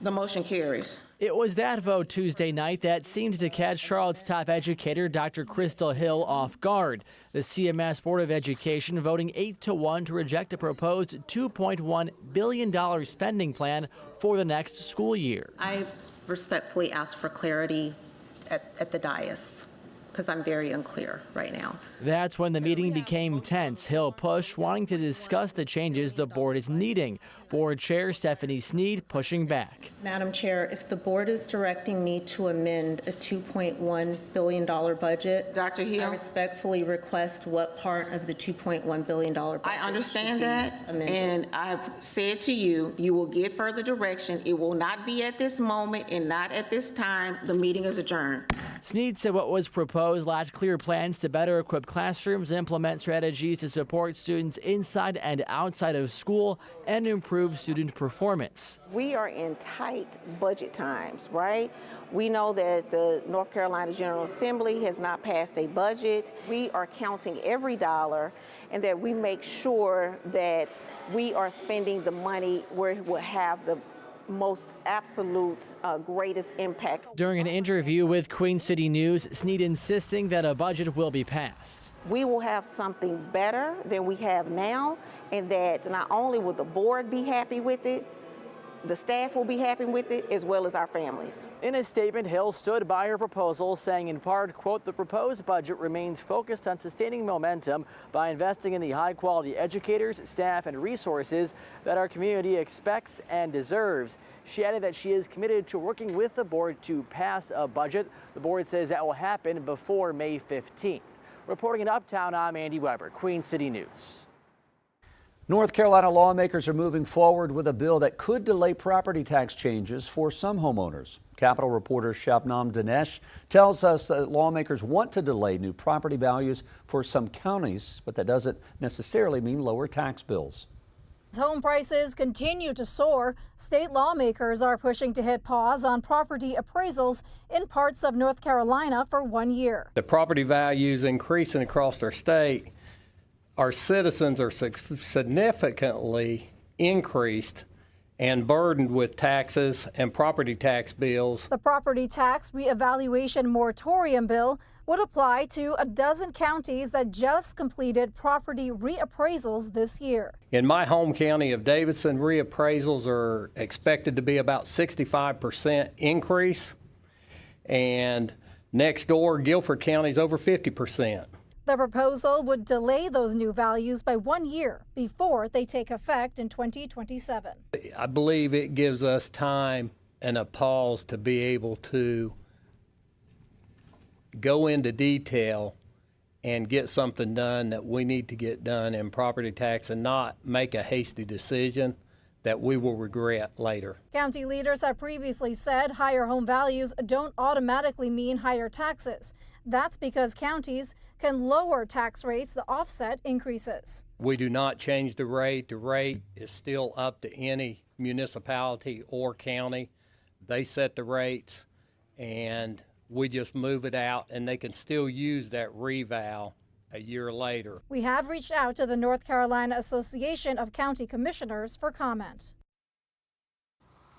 A veteran-owned and operated brewery in Kannapolis has a new beer, the M67, in honor of veterans. Some proceeds from sales will go to the local nonprofit called Warriors Always Rise. They work to take care of local veterans and first responders in Cabarrus County. Queen City News reporter Shakira Speaks sat down with the owner of Old Armor Brewing Company to talk about community service through beer. And the first keg's filled up. M67 is the newest beer at Old Armor Beer Company. Still one of our best beers that we've made here. It's a light lager that could benefit veterans and first responders in the Cabarrus County area through a local nonprofit. The beer is right through here with our psych class. It's very selective on what it can do, but it makes sure that it's something that they can't do on their own and they really need the help. And when you can't turn anywhere else, you can turn to Warriors Always Rise. The group, Warriors Always Rise, helped a local law enforcement officer with home renovations and aided veterans in getting needed medical care. Anytime you buy draft, if you're a bar, you buy draft, or you buy cans from the grocery store or whatever, a portion of every single sale that we sell to the grocery store or here in the tap room or to the bars, a portion of every single sale will go to Warriors Always Rise. Another way neighbors can also give back is through the brewery's Pay It Forward system. Customers can come in, buy a drink, and donate it to their branch of choice or first responder. It's amazing to do a beer that goes directly to something, because you know at the end of the day, when you make that might actually touch someone's life and maybe save them. Old Armor co-owner Stephen Perrine spent 5 years in the Army. He also has several veterans or family of veterans as employees. Best part about my job is the people in the community that I get to serve each day. And they pride themselves on being available for every branch of service, even Space Force. It's nice to have something like that. You know, we want to be the center of people's thoughts when, they lose somebody. We want them to have a place safe, not have to go like, hey, can we do this? No. How can we do this better for you? And that's really important, because when you lose somebody, it's awful, and especially when you lose them in the line of duty, it's even worse. For now, reporting in Kannapolis, Shakira Speaks, Queen City News. A Queen's University alum is back in the Queen City after being in the Winter Olympics. She has now thawed out, sharing her messages to others who want to reach the big stage. We'll have that story coming up. You're watching Queen City News this Thursday morning. We'll be right back.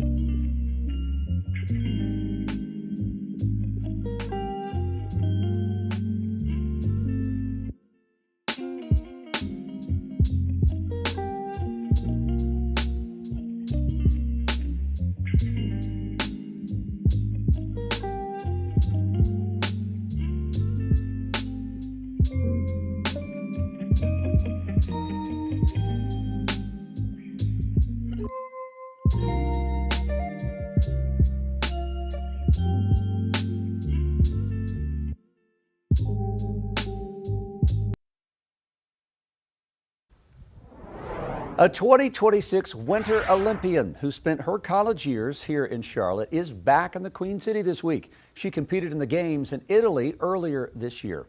She spoke exclusively with Queen City News reporter Matt Stell about her experience after meeting with young athletes hoping to make it to the big stage like her someday. When you have a mile of ice, you're going 70 to 80 miles an hour. You have no steering mechanism. It's just you and the sled, and you have to lean. And that's something that you can't just be taught. You have to feel, you have to experience it. And the Queen's University graduate and first-time Olympian says competing in skeleton at the highest level likely wouldn't have happened without her beloved alma mater. Everything that I did at Queen's leading up to this point, which was pretty much a 6-7 year journey, got me to this point. Mystique Rowe is the school's first Winter Olympian.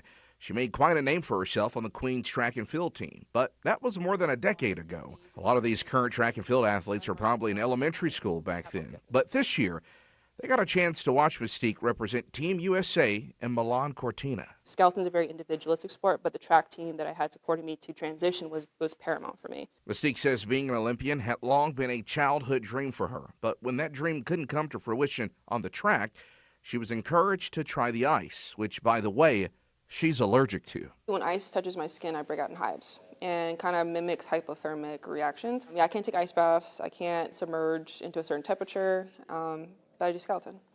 So a high incentive to stay off the walls for me. While she didn't come home with any medals this time, Mystique says she set multiple personal records and accomplished her goal of placing in the top 15. Now looking back, she considers the experience in Italy simply rewarding. You know, you're sliding down a mountain, but on ice instead of snow.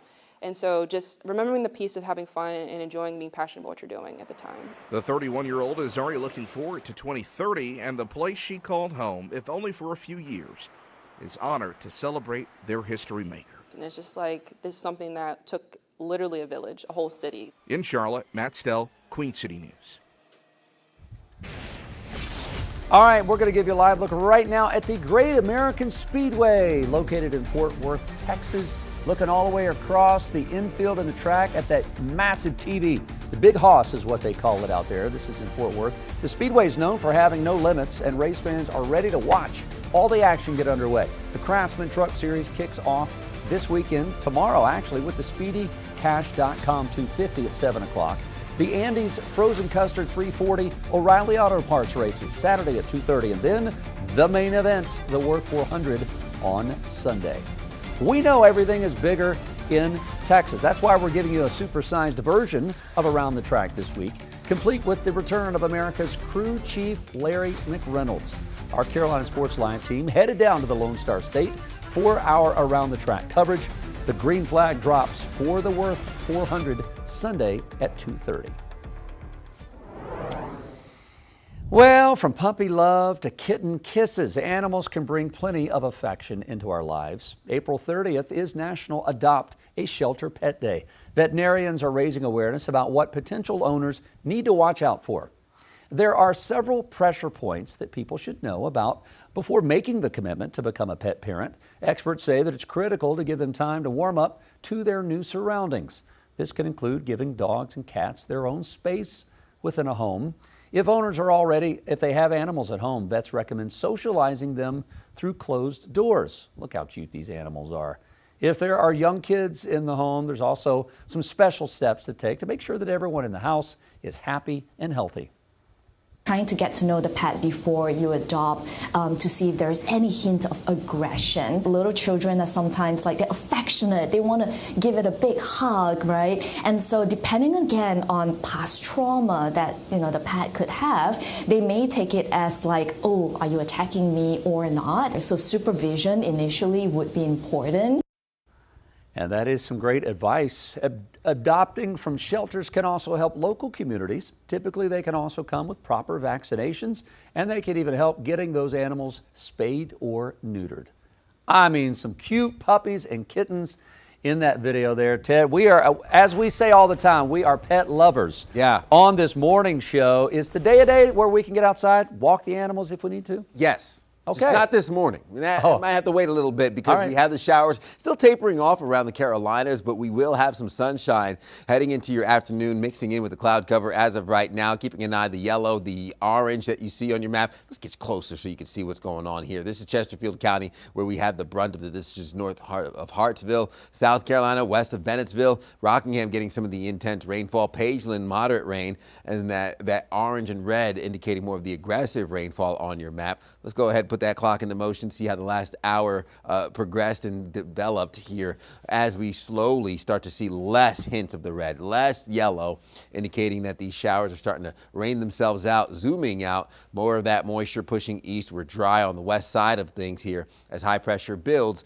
playing into the mix of sun and clouds expected for this afternoon. Stationary front over eastern Texas into our Gulf states. That's where that moisture will just funnel east, staying to our south for most of today into your Friday. So sunshine will start to peek through the clouds, warming us up into the mid-70s. Here's a look here through your afternoon into your evening. Get some good sunshine overnight into Thursday. Cloud cover returns. Guess it missed us. Sticks around for the end of the week. Rain to our south, but then we really bring in the wet weather late Friday into your Saturday as that area of low pressure sits off the southeast coast. It gives us more of the hint of yellow and red. Pockets of heavy rain for your Saturday. Could be a bit of a soaker with rain lingering into the afternoon as well. Through your evening, showers taper off, will clear up and dry up by the time we get to Sunday. Now, how much rain do we get from all this? I'm glad you asked. Half an inch to 3/4 of an inch, even closer to an inch towards Rockingham and Straw. The farther south and east you go, the higher those rain totals will be, even though we need that rainfall north of towards I-40 as well, with all of us sitting under the extreme drought level, 4 out of 5. That exceptional drought here in that darker red shading here just north of Monroe, getting more of that level 5 out of 5 that we are combating here with the drought conditions getting worse. Upper 50s, Charlotte and surrounding areas, near 60 degrees, Albemarle. Low 50s for Boone and Jefferson heading out the door this morning. We'll peak near 60 degrees in our mountain counties. Mid 70s expected this afternoon with a chilly overnight, dropping down into the mid to upper 40s. Mountain counties near 40 degrees. Looking at that 7-day forecast, low 60s Saturday with that big cool down. We'll be rebounding, gradually getting back into the upper 70s, low 80s early next week. You're watching Queen City News Now, the most honored and the most local news in Charlotte. We'll be right back.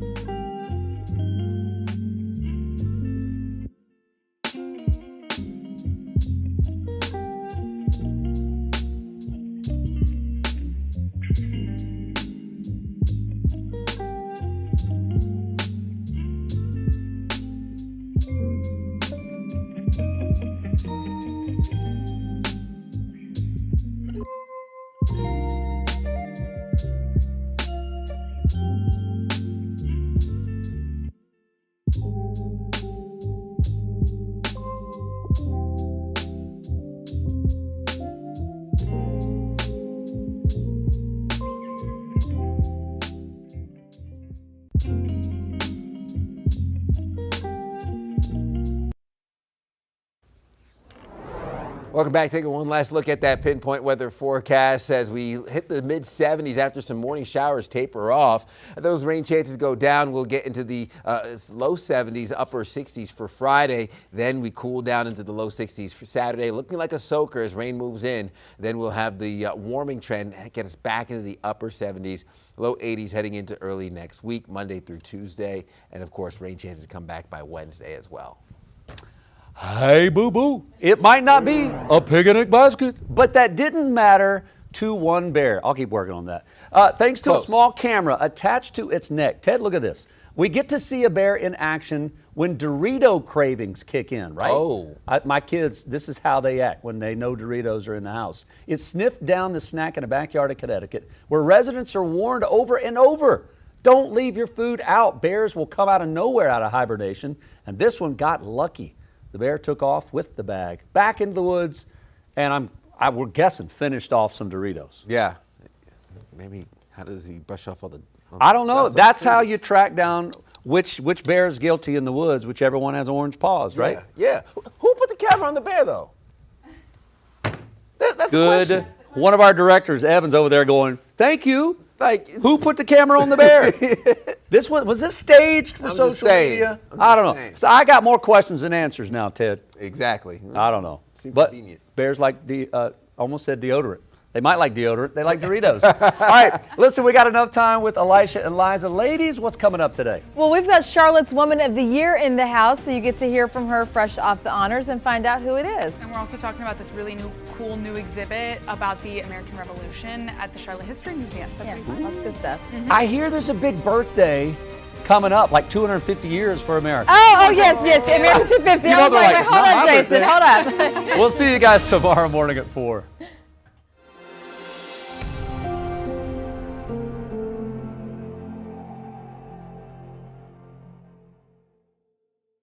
you.